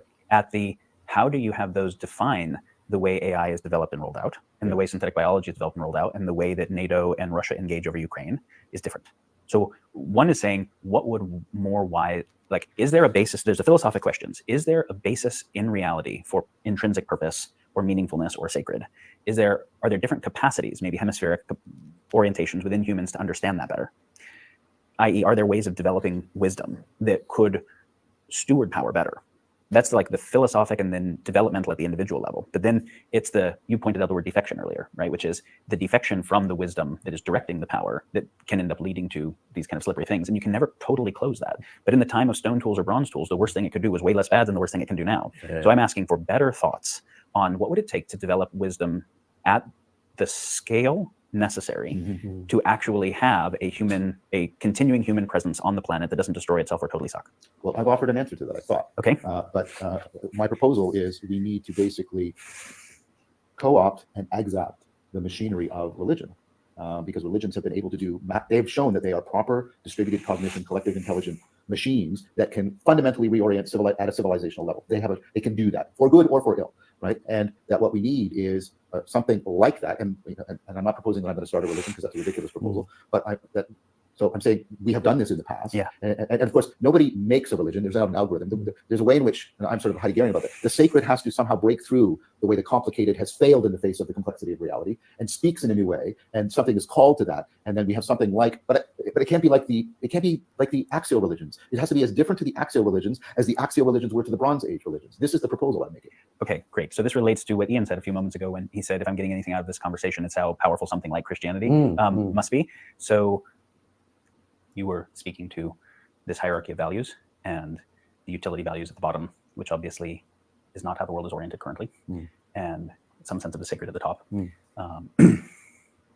We mentioned wisdom being something that has a concept of restraint bound, so that utility is not always maximized, that power is not always maximized in service of something that is other than utility. Absolutely. You're proposing that religion has served this function before, and that something like that is probably needed. Obviously, we know the history of why church and state have been separated. We know all of the critiques of religion that are worthwhile. What do we imagine the relationship to some sense of sacred that is developable, that creates something like wisdom, that creates something like restraint and power binding, that creates something like increased felt meaningfulness, increased sense of coordination that is other than game theory? What might that look like? Because it probably won't be just religion as its own domain. It'll probably be how it relates to the educational system, and to media, and even how it's encoded. Religion cannot be in its own domain. Everything else depends on religion. And this idea of an atheistic secularism is just plain false. I keep on pointing this out. Father Eric is a secular priest. That is his title. He is a secular priest. What does that mean? It means that he is a priest whose job it is to relate to the secular, right? because everything, every knee needs to bow to God. Economics. And what are some of your thoughts on what the criteria of such a religion might need to be, and what it might look like, and what the transition from here to there or its development might look like? So I really want to be really clear that I'm not proposing the founding of a religion or anything. Yeah, except you are. Like, if you're going to try to exact religion, you need a religion, right? And so this is where I think Vervaeke's restraint needs to come in, and he has to be willing to bow down before the priests, right? He has to be like, okay, this is where I need a bishop, a saint, a priest, a judge, somebody whose life has been this study, right? He would never walk into a mechanic shop and say to the mechanic, no, I have a PhD in philosophy or psychology. I know more than you, better than you. And that's what he's trying to do with religion. And it's a mistake. Ridiculous like this, because relevance is not subjective. And caps are just idiots. It has to be co-created by reality, and thus religio has to be co-created by reality. There's a sense in which reality has to disclose something to us. So I just want to reiterate that contextualization. Now, within that, what I've been trying to do are two related projects. One is to try and look for what can be exacted from the past, and I want to use that language very carefully and see some of the central things that come out of that. One is, sorry, these are both very long arguments, so it'll be very compressed. One is, you take a look at what becomes pretty much the spiritual backbone of the West. And Arthur Lewis, I think, has argued this very well, which is something like Neoplatonism. Neoplatonism has this tremendous capacity to enter into reciprocal reconstruction with Judaism, with Christianity, with Islam, with science. It does this at the beginning of the science. So it has this tremendous thing. And I think Filler, in his wonderful book, in his series of essays, has made a very clear case, a very good case, that what Neoplatonism is trying to get us to do is give up a substance-based ontology. And I mean substance not just in the Cartesian sense, but the Aristotelian sense. Like, that we think of the world, the most real things are spatial temporal physical things to which properties bind, and that relations emerge out of these things. And that what Neoplatonism is trying to say is, no, reality is ultimately about intelligibility, or we can use something analogous from our modern thinking. We have to play with it, though, information. And this is inherently relational. Intelligibility, information, right, are inherently relational. And that, so reality is fundamentally, primarily relational, but it takes a lot of transformation of individuals to get them into seeing the ground of being as that the relations have ontological. Don't think about this temporally, because that's a mistake, but they have ontological priority over the relata, the things that are bound into the relations. And that way you can ground intelligibility and information as fundamental, I don't see any word I use going to be inappropriate, but fundamental features of reality. Even that word is inappropriate.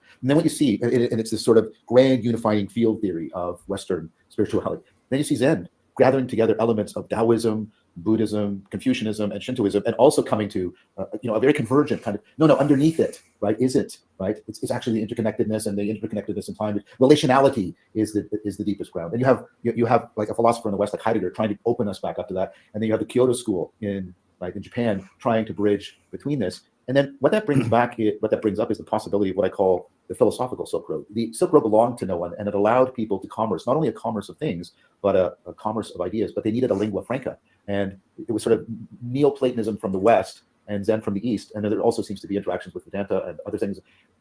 And what it gives you like, nobody owns this. Just like nobody owns English, but it gives people a grammar, right? A deep grammar by which they can enter into these large-scale recreations of fundamental understanding of human being in the world. And so I think that's a real possibility for us. By the way, there's a long history of trying to bridge between. There's like 40 years of history in the West of what's called Zen Christianity, where people have been mapping Zen. This is something that people are Now, I'm not saying that the religion of the future is Zen Neoplatonism. I'm not saying that. What I'm saying is these two could be brought into, because they have important differences, they could be brought into a profound opponent processing that could be that from which the acceptation. I'm so glad he stopped talking about a religion that's not a religion. Can occur. That's that side of the project. The other side of the project is, can we build ecologies of practices? Can we build networks of communities like what happens in the early Christian church? Can we get them integrated with our best understanding of meaning making, of religio? Can we build these communities? Can we build these ecologies of practices? Can we network them together? And I'm invested and involved in creating that and trying to get, can we get this and this going together? And the hope is out of that can emerge the possible acceptation. And it has to be as different from the axial religions as the axial religions were from the Bronze Age religions. That's the proposal. It's a project even. Now notice what I'm not saying. I'm not saying I'm going to make this. What I'm going to say is, can I get the very best of what drew everything together, draw it together, put it into a living community, living ecologies of practices, so that there's a possibility that the sacred could speak to us again. That's what I'm proposing. I think the sacred is beginning to speak to us again. That's my observation. Yes. And I notice one of the nice things for me is that a lot of young people are very interested in my ideas and they're extremely dissatisfied with the thin gruel of, if you can call it a philosophy, by which our civilization now lives or fails to thrive. So I think there's a thirst for it, and I think it can't be compelled in any way. I don't believe we can invent religions at will, at any rate. I think they grow organically or are founded by communities in a way that we don't need to think about reinventing religions. There are religious traditions, wisdom traditions, spirituality traditions that are very, very robust. I've become less enthusiastic about a kind of spiritual sense that is sort of made up to do with, I don't want to sound patronizing, but there are some kind of almost pseudo-religious cults that are growing up that I think could be quite worrying, actually, because a religion carries with it a lot of power. That's why it's one of the few ways in which we can exert power. Not we can exert power, but power can be exerted through us for good. I'm not saying it couldn't be for bad as well. That is part of what I'm saying. But if we're to think of the things that we really need, like this closely or more closely bound society in which we learn to trust one another and share values, that's extraordinarily important. I can't remember his name, but I think a 3rd century Chinese emperor said, for a civilization, there are 3 things that are important: guns, food, and trust. If you have to give up one, give up guns. If you have to give up another, give up food. But if you give up trust, you cannot survive. And that is what we are losing very, very fast. There's a sort of a way in which people now think, which is that if I can get away with it, I should. So in other words, we're relying on external pressures, external constraints, external restraints on us. And if they aren't there, then we can just do anything, which is not, obviously it's not any kind of morality, but it's also very dangerous, because at some point, faced with that kind of philosophy, it will be impossible to constrain and restrain everybody who wishes to do wicked things. So I think that's, I wanted to say a few things. So it may take a few minutes, but so I think it will provide many things. It will provide a kind of structure, philosophical framework, a sense of a tradition through which we can re-experience something very beautiful, beautiful, good and true, in my view, which is what the greatest art of our civilization has produced. And I'm not here excluding other civilizations. As anyone who reads my work will know, I derive a lot from Chinese, Japanese, Indian, and other kinds of cultures. So there's that. And I think also there is something highly motivating, which is, I think it's very important that we get away from the idea that we are simply passive here in this world, that we come into it and certain things sort of are blasted at us and we are receptive or non-receptive to them, rather like a photographic plate or a sound recorder. I don't believe that's the way it works on a whole number of levels. The first is that I think we have responsibilities on several levels, and this needs to be said because it's not known anymore. One is, and I know you would share this, that the way in which we attend to things changes what there is to attend to. And that means that we are, whether we like it or not, we have a moral responsibility to be careful about how we use and how we dispose our attention, because we can create bad things by attending in a certain way, or we can produce a good result by attending in another way with a different disposition of one's heart and mind. So I think that's one. I think another is that we may actually, in some sense, help to bring about, at a sort of more cosmic level, a turn for good, for promoting the sacred. So I don't think, my model of whatever it is that we mean by the divine ground of being is not just sort of sitting there passively, but that it is interacting with its creation, the creation that it has grounded, and that it is coming to know more of itself, and its creation is coming to know more of itself in the dance of evolution that the two do together. This is really a Whiteheadian idea, but it's one I find compelling, as I find much of Whitehead's philosophy deeply compelling. And I think there are other ways too that we can help prepare things in a way which is, even if we don't succeed, is a fine project to devote our lives to. So in the Lurianic Kabbalah, there is a story of creation, which is rather different from the one in Genesis. But it begins with the divine being, the ground of being, Ein Sof, bringing something into existence, because Ein Sof is essentially relational. The foundations of everything are relational. And I believe, and I think you have said this too, that I certainly think that relationships are prior to relata. Relations are the foundations of everything. And the relata come out of the network of relations at the intersection points. We see things that attract our attention. There's a thing.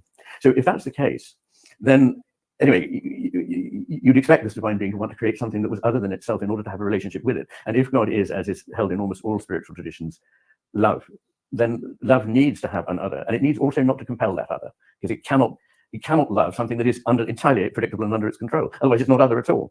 So that view of the cosmos, which I think is wonderfully developed in Christianity through the idea of a God that makes himself vulnerable by a creation. Well, I think there's a reason he brought the Kabbalah up, because,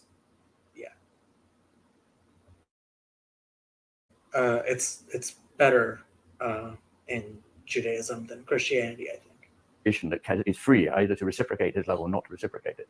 I want to come back to the Kabbalistic story. So the first act of this creative God is not to stretch out a hand and make something happen.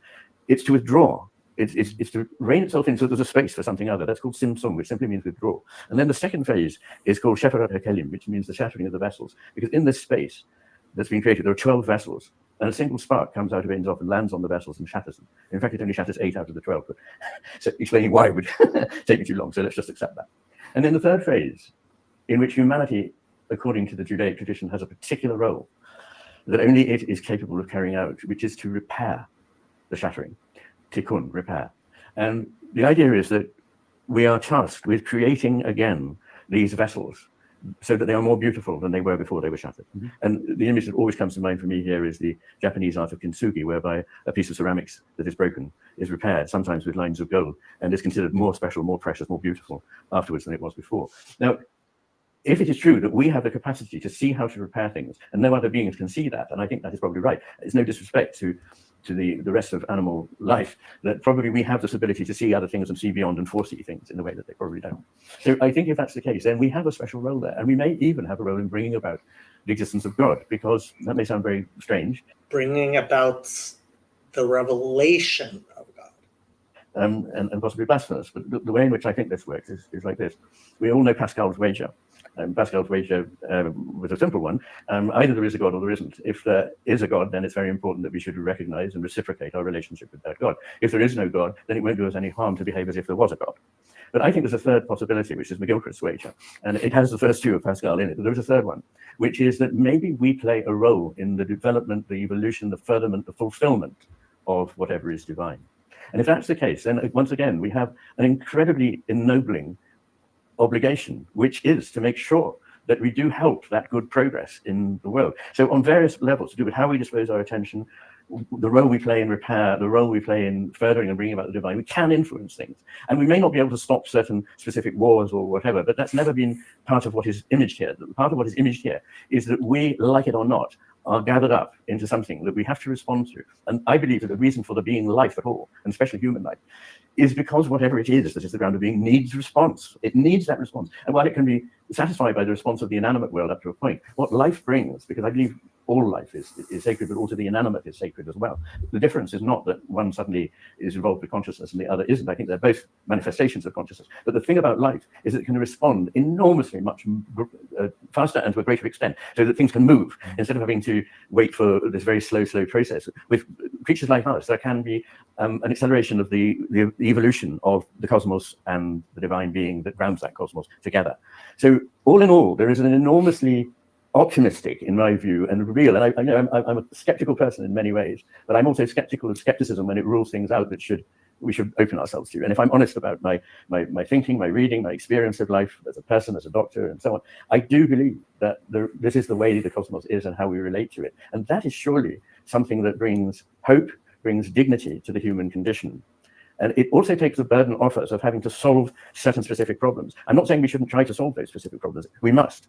But it's, in a sense, secondary. It's like the role of the emissary is to get on and find ways of purifying the oceans. This is terribly important. But it mustn't stop there. Because, as I say, you could purify the oceans, you could save the rainforests. And if the only reason we did that was because of our own economy and for our own flourishing, we would have lost the main reason, which is because these things are powerful, beautiful, rich, complex entities that have their value in themselves. They are intrinsic in their nature, not of See, I think this whole thing of intrinsic, extrinsic, like the entire undergirding of the discussion is, I think, poorly set up because they don't have a religious orientation. It has to be, if it's just me and what I, right? So extrinsic, I mean, if he's, what he's saying is that there has to be God, right, outside of you. You can't be your own God, which I think is what he wants to say. But that God has to be outside the world. extrinsic use to us. Do you have a comment, or do you want to move on? Go ahead. First of all, I share that vision in a lot of ways. As I mentioned, Kabbalah comes out of the intersection of Neoplatonism with Judaism. Comes out of, I would say it is the, I mean, the Dead Sea Scrolls, I think, have indicated, if not conclusively proven, that the idea that Moses de Leon wrote the Zohar is purely by himself is silly. They thought, but what I would like to try and afford and not make, and there's a big difference. You don't make wisdom; you cultivate it. You don't do nothing. You cultivate the conditions, and it has to take root and it has to flower, right? I would like to afford something that can work at the global level that needs to be addressed here, given the novelty of the global level of the problems that Daniel has. So I'm trying to find something that is properly pluralistic. So running through Whitehead and running through Kabbalah and running through Sufism is this Neoplatonic framework, and then running through many things in, for lack of a better word, I don't like the word, but the East, right, is a Zen sensibility. Absolutely. And then there's ways in which really helpfully they converge, but they differ. So proper opponent processing between them is possible. Yes. And then the idea is this could take on a life of its own, such. Hello, DM. I don't know you, but this was, I mean, yeah, I agree. Bringing about God is the problem with process philosophy. I don't know much about process philosophy, which he is influenced by. I'm guessing you mean Miguel Chris. God doesn't require things to exist, and God doesn't need to be compelled to bring them into things into existence.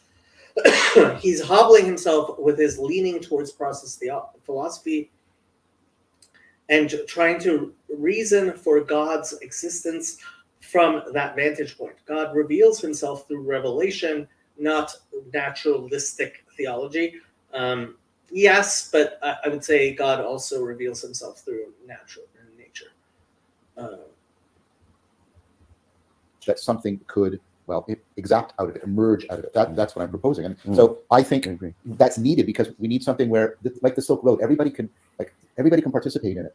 But the Christian can go on the Silk Road and then return with their Christianity enriched. The Buddhist can go on the Silk Road and return and their Buddhism enriched. But there's also something that's alive, like at a global level, that is also affording something new to be born. That's the proposal I'm making. I agree with you. And there was nothing in what I said that suggested that it was restricted in its scope. Yes. In fact, I was talking about the way in which we actually have power which is not mechanistic and therefore to do with effects of individual actions of human beings, but was a relationship with the cosmos, in fact. And one of the great sayings, of course, is to live the change or be the change that you wish to see. And so in all these movements, I think there has to begin with one's own orientation and one's public commitments. These two go hand in hand.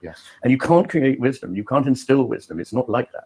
But you can follow people or admire people or model yourself on people. We all do this whether we realize it or not. We have people that we have thought exceptionally influential and venerable, that we don't somehow have rules about how to be that kind of person, but we know intuitively there is this kind of a person, and we get moved towards what that is. And so, sorry, do you want to come in? Well, there's two things about that. One is, yes, there's empirical evidence supporting this. That the thing that is singularly most predictive of people aspiring and carrying out an aspirational project, properly aspirational, not utilitarian, but I should be better Yes, than I am, yes. is the degree to which they have internalized the sage, internalized the Yes, role model. absolutely. That's the thing. That's the perspectival. Exactly. And then the second thing is, right, what Thich Nhat Hanh said, the next Buddha is the Sangha. I think there's a way in which the role model doesn't have to necessarily be an individual. It can be a community in a powerful and new way that is also something we also need that. Yes. And if there's going to be regeneration, and tomorrow I'm going to Bristol to take part in the local futures symposium, the idea there being that if there's a future for us, we must generate it locally. We mustn't rely on the global everything to supply us. We must start growing our food locally and trusting and using the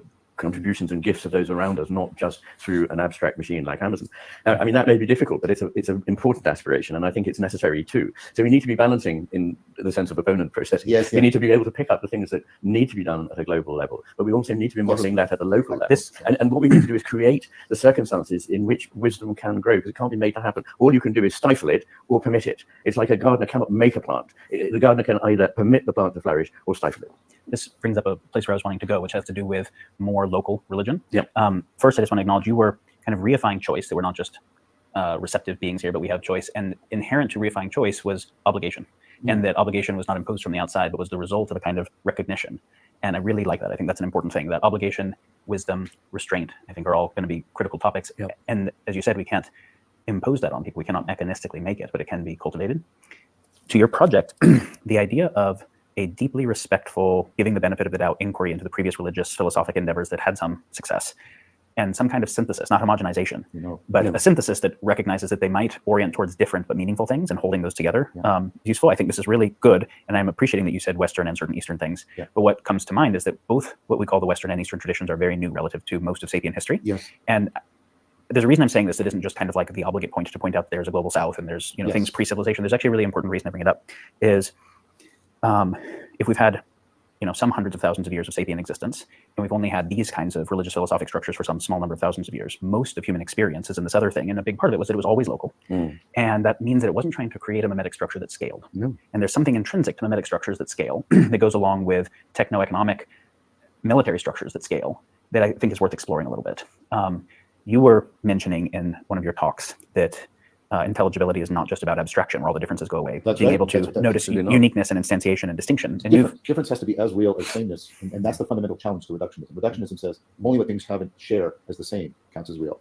So there's something about scale, standardization, and reduction that go together very well. This has been pointed out, this is deep to the postmodern critique. And wisdom cultivation is always unique to the moment. It's not trolley problems, right? It's instantiated. What is a good choice in this moment, utilizing all of the capabilities, left hemisphere, right hemisphere, all the chakras, however you want to think about it. And also unique to this person, unique to this time and context. So I find it interesting that almost every indigenous wisdom tradition that developed in much smaller as opposed to Christianity, which isn't indigenous, what does he mean by indigenous? Context where everyone had much more intimate relationships to each other rather than abstracted relationship, we're all Christian, we're all Hindu, whatever, that they were all animistic.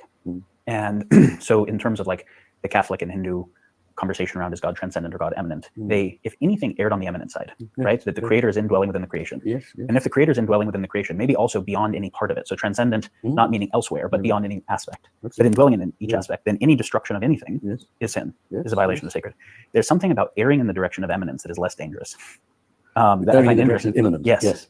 And there's something about also at the small scale, we're having a conversation that a lot of people are going to get to see, but we're not necessarily taking people through a practice that is inducing the kinds of states, the right hemispheric state where the numinous is there, right? Where the sacred is there, where the intimacy is there. And I don't want to violate something I'm intimate with. There's something about the small scale that has high intimacy, high touch, in which I'm not relating to the abstract concept of they're Christians, they're on my side, they're not Hindus on the other side or whatever. I'm relating to this unique person and this one that is inherently, I think, hemispherically different.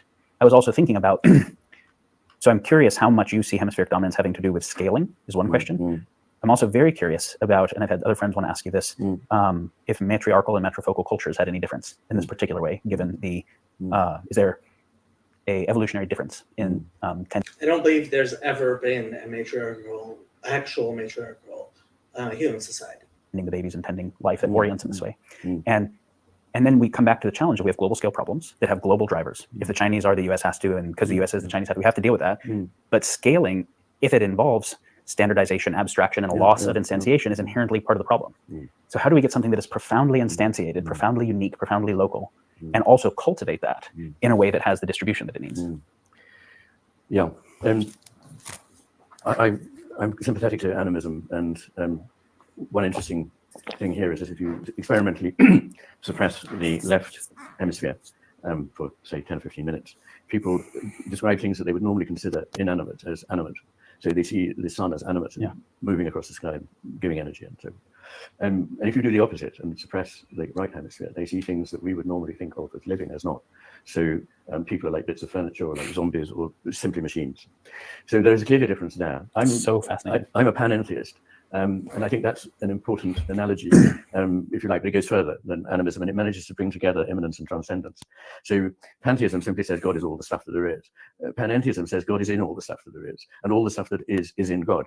I think that is maybe we don't need to explore that too much, but I would say that is a very, to me, important and sounds to me, feels to me, a wise way of thinking about the world, and would also, if taken seriously, stop us fighting between religious groups, and would stop us despoiling the natural world, and would instill a sense of proper reverence. And there's nothing, of course, in religion that says that we've got to see ourselves over and against other people. In fact, in many religions, your first duty is those who are not of your kind. I mean, I know that's part of Zoroastrianism, actually, but it's also in Christianity.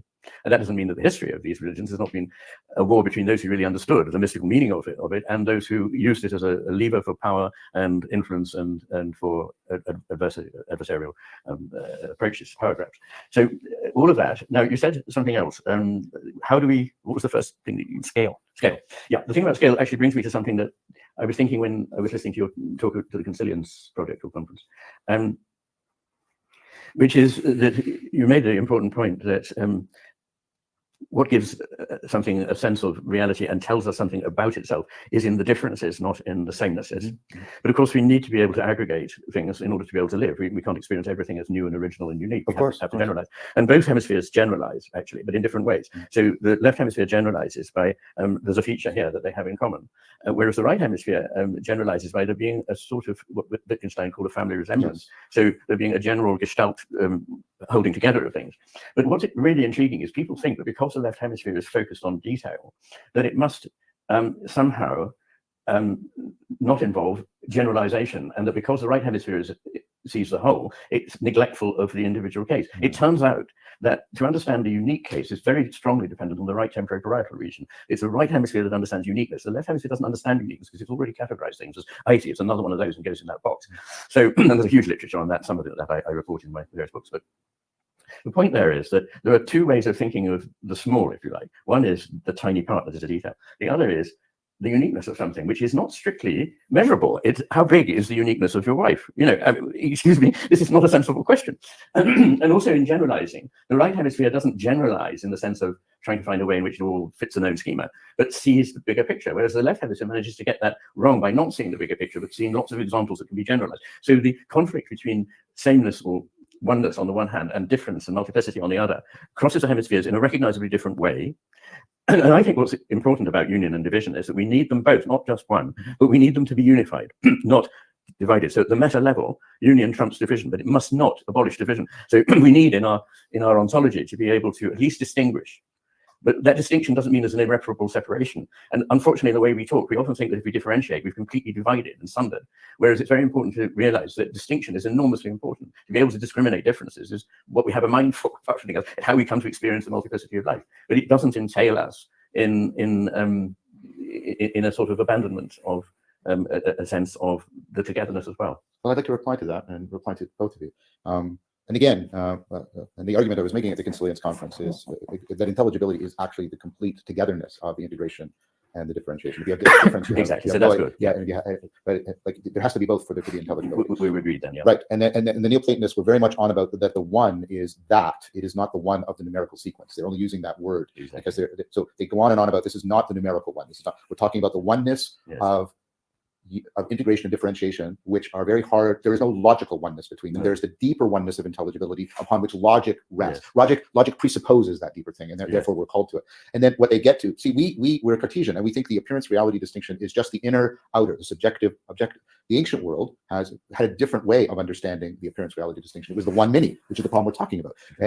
And what it did is it said, well, this deep reflection in Neoplatonism on intelligibility and the one in the many, the emergence up, the emanation down, they're completely interpenetrating, right? What it came to in like the coincidence of the opposites is this idea, right, that scientia intuitiva, right? that you have to be able to see the whole and every part, and the part as properly participating in all of the whole. You get the same thing in the Zen, not the same thing, sorry, wrong word, that's a logical word. You get something convergent from the Zen tradition in Indra's net, how everything is the center of everything else. And that it's a different way of framing things. And I would also say the transcendent and immanent have to be completely interpenetrating. And you see late Neoplatonists like Nicholas of Cusa and like Erigena proposing this. I'm worried about our category of animism, because for me it sounds like us trying to capture this transjectivity and then stick it into substantial things, which I think is, I'm worried about that. For example, I don't think life is a property of an organism. I think it's a property of an organism in relationship to its environment in a profound way. And so again, I think we're agreeing, and I'm just trying to say that I think that if we can teach people sets of practices that get them to realize this as a deep ontological truth, then they will be called to new ways, and we can't say what they're going to be, but they can be called to new ways of bringing the small and the large. I'm not happy with even those words, the immanent and the trans, but they'll be called to new ways beyond our current grammar for how to bring them into relation. That would be for me evidence that the new religion is emerging. What do you think about that? Well, I'm curious, because the term new religion is provocative, and especially especially in the presence of there being existing religions that have billions of people in them. I don't think you mean that has to replace or supersede those existing ones. I think it can reify them. Yes. And I think we probably all agree that all of the religions have different ways of interpreting them, some of which lead to holy war and some of which lead to sacred responsibility in different ways.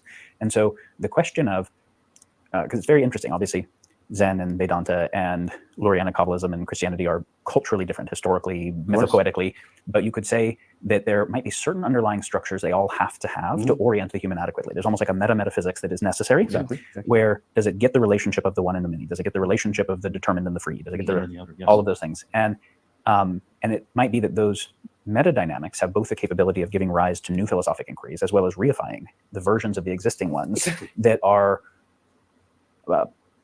capable of being in harmonious relationship with the other ones, and capable of being able to understand and steward the power of our technology well, which I would say, if a religion doesn't do that, it's not adequate for the purpose of being able to orient humans in the world today to steward the world. You almost sung that, and it was beautiful. That's good. Yes. Sorry. So then I think one question I have for you, since you've been thinking about this project, but for all of us, is how might we imagine the reification of the existing religions in a direction that allows them to have something meaningful to say about ecological overshoot and planetary boundaries and AI and synthetic bioregulation and the war in Ukraine and whatever? As if they don't. Like, to orient them to be able to play a role in the stewarding of the world, in the development of the wisdom individually, but the stewarding of the world locally and not just locally, because it's all that. How might we see the reification of those religions and the development of new ones, or at least new philosophic metaphysical systems, the interface of, and then how do we see the interface of those with the other systems of human coordination?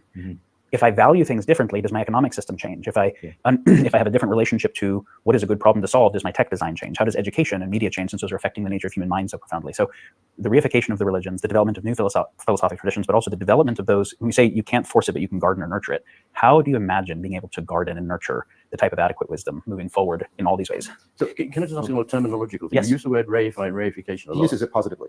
I know, but do you mean validation? Because reification to me means making it a thing. And of course, that's what we don't want to make it. So I mean, thingifying. Yeah. So when I was saying to reify, I mean to be able to interpret the religion in a particular direction that is commensurate with what it must be for given the constraints humanity faces. So there's kind of like a pragmatic forcing function on the metaphysics. It's like Ray in the respect, looking at it properly, right? That's how I was getting it.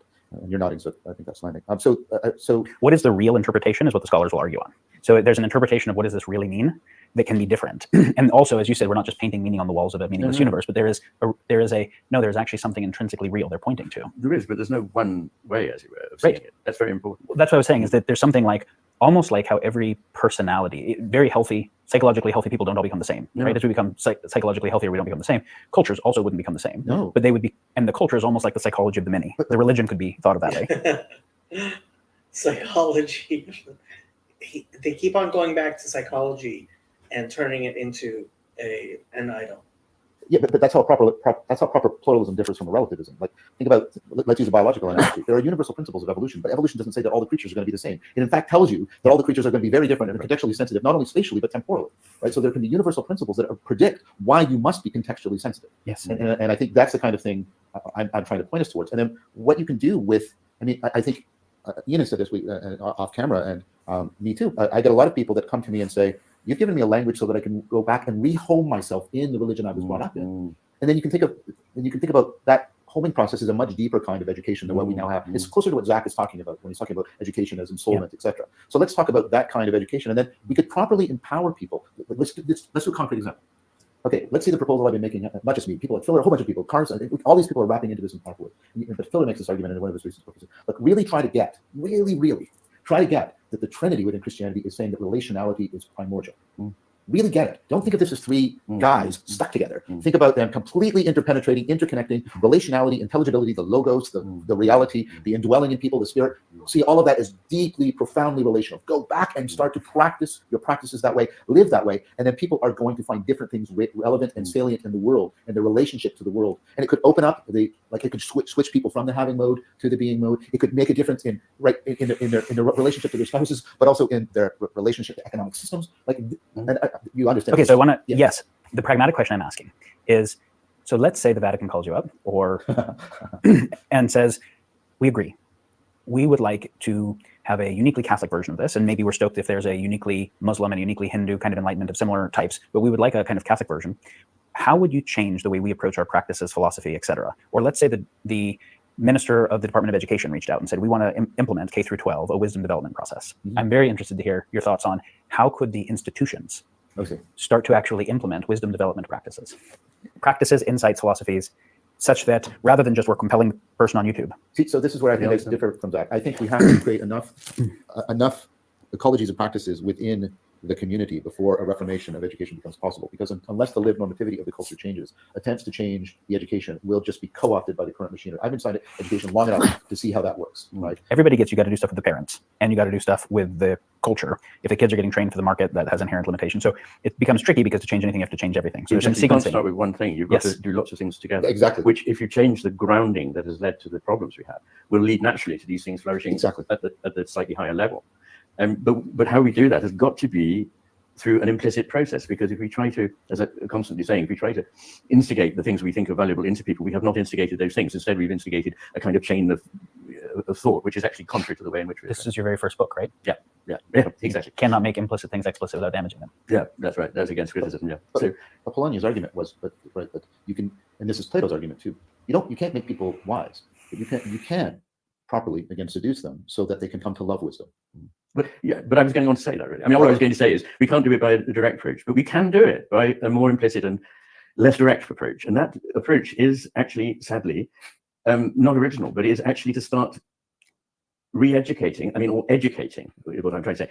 I think we stopped educating children about 40, 50 years ago. We started indoctrinating them and giving them information and testing them on how much of that they retained. But we didn't do the really important things, which are relational. All the people who really inspired me and taught me did so by their being who they were, and by the way in which the spark jumped across the gap, in the way that Plato describes in the Seventh Epistle, that this is how philosophy is done, not by writing it down. I think mysteriously Plato completely betrayed Socrates in doing this. But so we need to reimagine what an education is. That would mean freeing up teachers from a dead weight of bureaucracy. In fact, that's one of the very practical things that could be done tomorrow, which would be go around universities, go around hospitals, go around schools, and look very critically at all the superstructure of management and so on. And I reckon about 80% of that could go tomorrow and nobody would suffer. In fact, there'd be a lot more money for doing the things that we really want to do. We've become sucked by a parasite, if you like, which is the externalization of the left hemisphere's drive for control, which is administration. And so that's a practical answer to the question. But also we need, apart from freeing up teachers to teach in a way that is individual, responsive, and alive, rather than just a carrying out of procedures, we need. I cannot stress how much I think he's making a huge mistake in, and this is the type of mistake that academics make, which is they're surrounded by incredibly intelligent people and they think everybody else is. And so they think you remove the structures, right? And suddenly everything's going to be beautiful. Now, frankly, I think in many places, especially like for the University of Toronto, I'm guessing that if you did that, it would work very well, because you would be freeing very capable people to be better educators.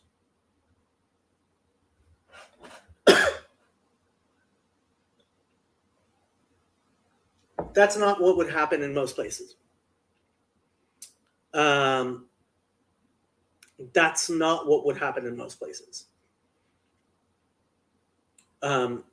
When you have a bunch of kindergarten teachers or third grade teachers or sixth grade teachers or even 12th grade teachers or community college teachers, right?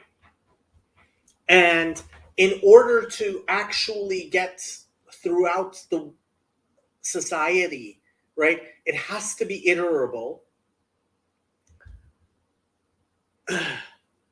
You don't have enough people, so you need hierarchy, right? And hierarchy is different from administration, right? I keep on going back to Jethro, right? Jethro says to Moses, no, you can't do everything. You have to set up leaders of tens and leaders of thousands, right? And when a problem is too hard, they have to know to come back up, right?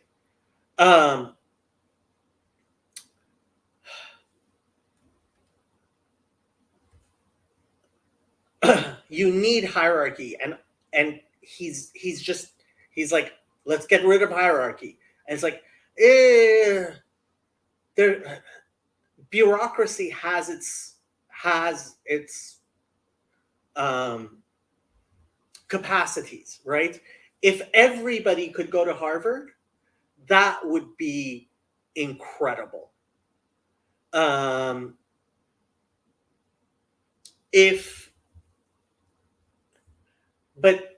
I mean, Harvard kind of doesn't want that. That's why, actually, a lot of their classes. I mean, Yale, I think, puts some of their classes online. MIT claimed they were going to put all of their classes online. I don't know if they actually did that.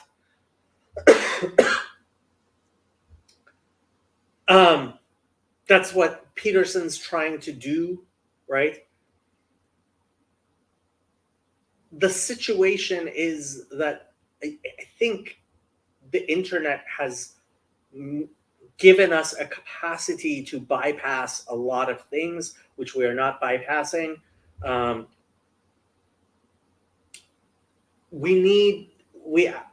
think what actually needs to happen is that we need better mass education, which means that most third graders and on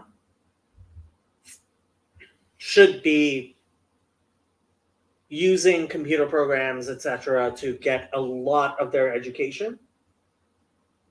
Our education system needs to awaken to the fact that now we have computers and we have the internet and we have communications capabilities that are just so much better. DM says, agreed as well that God is found in nature, but I think revelation is necessary to start to understand him properly. God is not limited or bound by nature, but he does involve himself in his creation. Right. Again, I think this comes down to whether or not you believe in an agentic God, which these guys obviously do not. I go back to the idea that whether or not you believe in an agentic God, the belief in an Irenic God is the minimum. Like, if you don't believe in an Irenic God, you're just dumb. I don't intend for this to be rude. Vervaeke is no doubt a smart man, but I worry he's becoming the Hegel of our era. Lots of words focused in process, reinterprets religious models to fit his theory, but all in all gets a lot substantively wrong, even if elements of what he is talking about is correct. It ends in sophistry or some limited form of Neoplatonism that can actually be destructive. So, I mean, this goes down to my faith, which is I believe in the God of history, and I believe everything that exists was created by God for his purposes, and eventually will progress towards better. So while I obviously think there are lots of problems with Vervaeke, I think Vervaeke is an incredible upgrade from, for example, Judith Butler, and what passes for even I would say Steven Pinker, or what generally passes for the public intellectual in most of our halls of academia. Actually, I'm sorry, give people back their cultural tradition. They need to read literature. It's not fashionable to say this, but they need to understand the last 2,000 years. Otherwise, they don't know what they're doing here. They have a very shallow rooting. So we actually do need to teach history, literature, philosophy, music, all our culture, not just IT, not just procedural learning, but actually creative, empathic understanding of other people, not sitting in judgment on our forebears or on other cultures, but in fact trying to see our way into how they saw the world, because they're much stupider than we are. And they might actually have seen something we've lost. Okay, so I have a proposal specifically, more practically, about this, which is, first of all, just I'll put a pin in something. The problem we face, of course, is the bureaucracy has wrapped itself around a pseudo-religious ideology that justifies this tremendously, and so that's problematic. It's a pseudo-religion. Yes, very much. And what I would want to say is, I don't think we should have teachers in any one institution. So if you look, I'll just take the West, but there's parallel things elsewhere. You had the university, you had the monastery, and you had the church, and they were all interrelated. And one is a knowledge institution, but it has reverence for the wisdom institution, but that's the monastery. And then you have the church, and the church is, but all of these ideas and all of these philosophies have to transfer to real lives. And they're right. If I may just add, also hospitals. Yes. And what I think we need is to have teachers in multiple kinds of institutions that are acting again in this opponent processing with each other, not adversarial. Part of the problem is, and then the Protestant Reformation comes in and splits them from each other. We get all that. But the proposal is, because what we have is we have this idea that teachers are only legitimate if they're in this one institution, and if we have anybody out, I face this. But the stuff I do outside of the university is like, why are you doing that? Why are you doing that? All right. And I know lots of excellent teachers that can't find a home in the university because they want to do the kind of stuff that universities don't any longer do. Right. So I think we need to think about of a living system of teaching institutions where you've got people sort of, but they're bound together in a field again, where the relationality is important. This is the pole of knowledge, this is the pole of wisdom, and this is the pole of life, and they have to all, and we have that. And I think that's also something that we need to think about bringing back in terms of institutional structure that can actually transform society in the way we're talking about. And I'd like to just add, sorry, we need to encourage and provide institutional support for people who are bright to oversee the whole picture to some extent. Yes. That doesn't happen in our culture anymore. It used to happen, and it used to happen in this university, but now everything has shifted here, as everywhere else in the Western world, towards ever greater specialization. Now, while we need specialists, of course we do, it's not one or the other. We need people who also are able to take the broad, right hemisphere view and see, crikey, look what's happening here. And I believe that what I've done, if I've done anything in my writing, is to open people's eyes. That's why I write. Of course, once you see it, you see what's going on here. And we don't have any institutions that do that. But back in the 60s, I think the Rand Corporation and others sort of put money behind people that they thought were going to be good. And they just gave them a desk and an office and a Xerox machine and said, do what you want. And out of that came a lot of, genuinely innovative, creative thinking. And we need to bring that back. Could I respond to just that one thing? So, because this is dear to my heart, because I represent the discipline that is all about the synoptic integration across the disciplines, cognitive science, right? And trying to create the lingua franca between neuroscience and information processing, machine learning, psychology, linguistics, anthropology, philosophy. Trying to do that, there has been a turning, an increasing recognition by some about the value of this, because the specialization went into psychology, in which we incentivized people to innovate something that nobody else had discovered before, finding the effect, the new effect. Right? And this is one of the driving motivations of the replication crisis, because if you don't pursue synoptic integration, you don't work out your theoretical grammar well. Your conceptual vocabulary is vague and equivocal, and then the fact that you get empirical data is almost irrelevant, because if you get a vague enough construct that isn't responsible to anybody else's work, of course you can find empirical verification. And so the replication crisis has basically started to put up a flag. Some people are recognizing it, that we need the synoptic integrators as much as we need the specialists. And so I just want to put that. You both made this point, and I think when people look at the arguments about all the things that are supposedly getting better in civilization, some of which they relate to things that specialization does well. And when we look at the things that are getting worse and heading towards global catastrophic risk, they look at the lack of integration. They arise from the lack of integration across specialty areas. I think that's actually very important.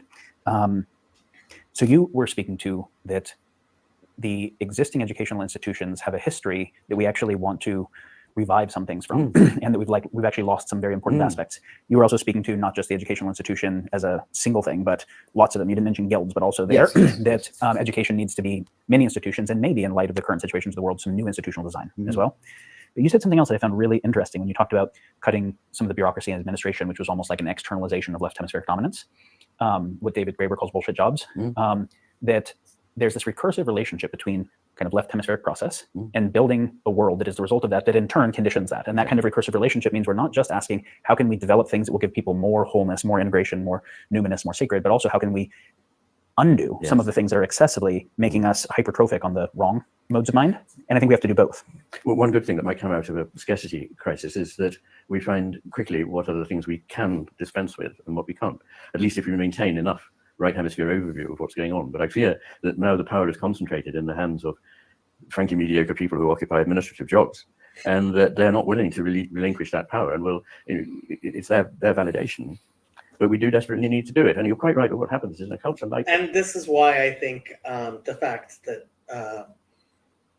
the head of UPenn was forced to resign, it looks like Claudine Gay is toast. When school comes back in session, she's going to have to resign. And I think they're even going to get the head of MIT as well. That if all three of them get brought down, that will be a real shot across the bow for the mediocre people and the wokerati. People are trained to go into jobs like that, and the people who fit the role best are not the people you'd want to be making big decisions about our lives, but they go into it. And the thing is a positive feedback loop. So how do we break the positive feedback loops that orient us towards futures nobody wants? And how do we, or at least weaken them? And how do we simultaneously develop other positive feedback loops? Because they have to have some positive feedback or they won't be able to do anything that move us in a recognition of the sacred, wise, individual and collective governance. We did not answer that question in full. We spoke to different elements of what it might need to entail, but the clock is saying that it is time that we must wrap. Yeah. Well, there are questions that we can answer, questions that we can offer a direction for, and questions we simply can't in the nature of things answer. Yes. So I think we've done the best we can. Yes. And I'd like to think that we could shout this from the rooftops and some people, just a few might listen. So this is my kind of closing question is, if some people do listen and respond and there's interest, maybe we'll deepen this conversation and explore some of these. How do we weaken the existing positive feedback loops? How do we deal with the fact that power is entrenched in certain ways currently? Like there's a lot of very interesting open questions we could get into further. But in closing thoughts, I guess now for the listeners who have made it through all of this, any closing thoughts that might give them some sense of orientation or agency in the relationship to all these topics? Well, I'd say, don't despair. That is achieving nothing whatever, and it's bad for the soul. So we have a duty to see what is hopeful and we're not asked, nobody is asked to do the impossible. We can only do the bit that we can. And that means doing things in our own life and with our own life and furthering larger causes in the way that we're best in a position to do. But we all have a role. And I think one of the things I tried to emphasize was that although the materialist reductionist picture results in a vision of the cosmos as a heap of junk with no meaning, beauty, or purpose, and that we have no role here, I'd go to my death to defend the opposite point of view, that actually it is beautiful, it is rich, and it is our pleasure, our duty, and something we should be grateful for to help further that. Yeah. I like that you said I would go to my death. That's the sacrifice in service of the sacred. It needs to be a sacrifice. Yeah. I would want people to hear that the love of wisdom and the love of being are real possibilities, that there are already people of good faith and good talent doing this individually and collectively, and that opens up a possibility for a kind of transformation, so that as you fall in love with being again, instead of the reciprocal narrowing that we've just been talking about and how we get addicted, because that's what addiction is, reciprocal narrowing, a reciprocal opening is equally possible. This is what Plato proposed with anagoge, and that is still actual, and there are people and communities and practices that you can go to actualize that, to realize that, and there's nothing stopping you from doing that right now. May I make a hemispheric comment? Sure. The left hemisphere closes down to a certainty. The right hemisphere opens up to a possibility. And so what you've really said is we need to further the processes of the right hemisphere, which are always expanding and exploring, rather than those that close down to the arid bit of something we think we know. Yeah, I'm not proposing cognitive closure. I want continuity of contact. I know you. Yeah, That's yes. why I said it. Yes, Yes. I think the concern about religions that many people have actually has to do with people orienting to certainty with them, and then closed-mindedness and holy wars and whatever, as opposed to the exact opposite, holding the mystery at the center, holding the unspeakable, the unknowable, but the real. And so there is an epistemic humility that is built in forever. Yes. We spoke about this yesterday, and you said don't despair. We actually, I liked in our conversation, you were saying when we are actually open to the beauty of reality, there's a sense of awe and the gratitude and humility that comes with that. Exactly. But when we're open to the beauty of reality being harmed, which is in the factory farm and on the war field and whatever, we're also feel the suffering of others such that it's overwhelming. And the overwhelm in the suffering and the overwhelm in the beauty are related, because if the reality wasn't beautiful, you wouldn't care. And both of them make you transcend your small self, and both of them motivate the sacred obligation. So there's something where the sacred obligation just comes from seeing clearly, letting yourself be moved by the beauty of reality, and associated with that, the meaningfulness to protect it. And the role of the new religion, philosophy, whatever, insofar as it can help people be more sensitive to both the beauty and sacredness and thus a protective impulse towards reality, is what I am hoping people take away. Excellent. Well, thank you both. Yeah, likewise. It was a joy. It's been a great pleasure. Really a joy being with you.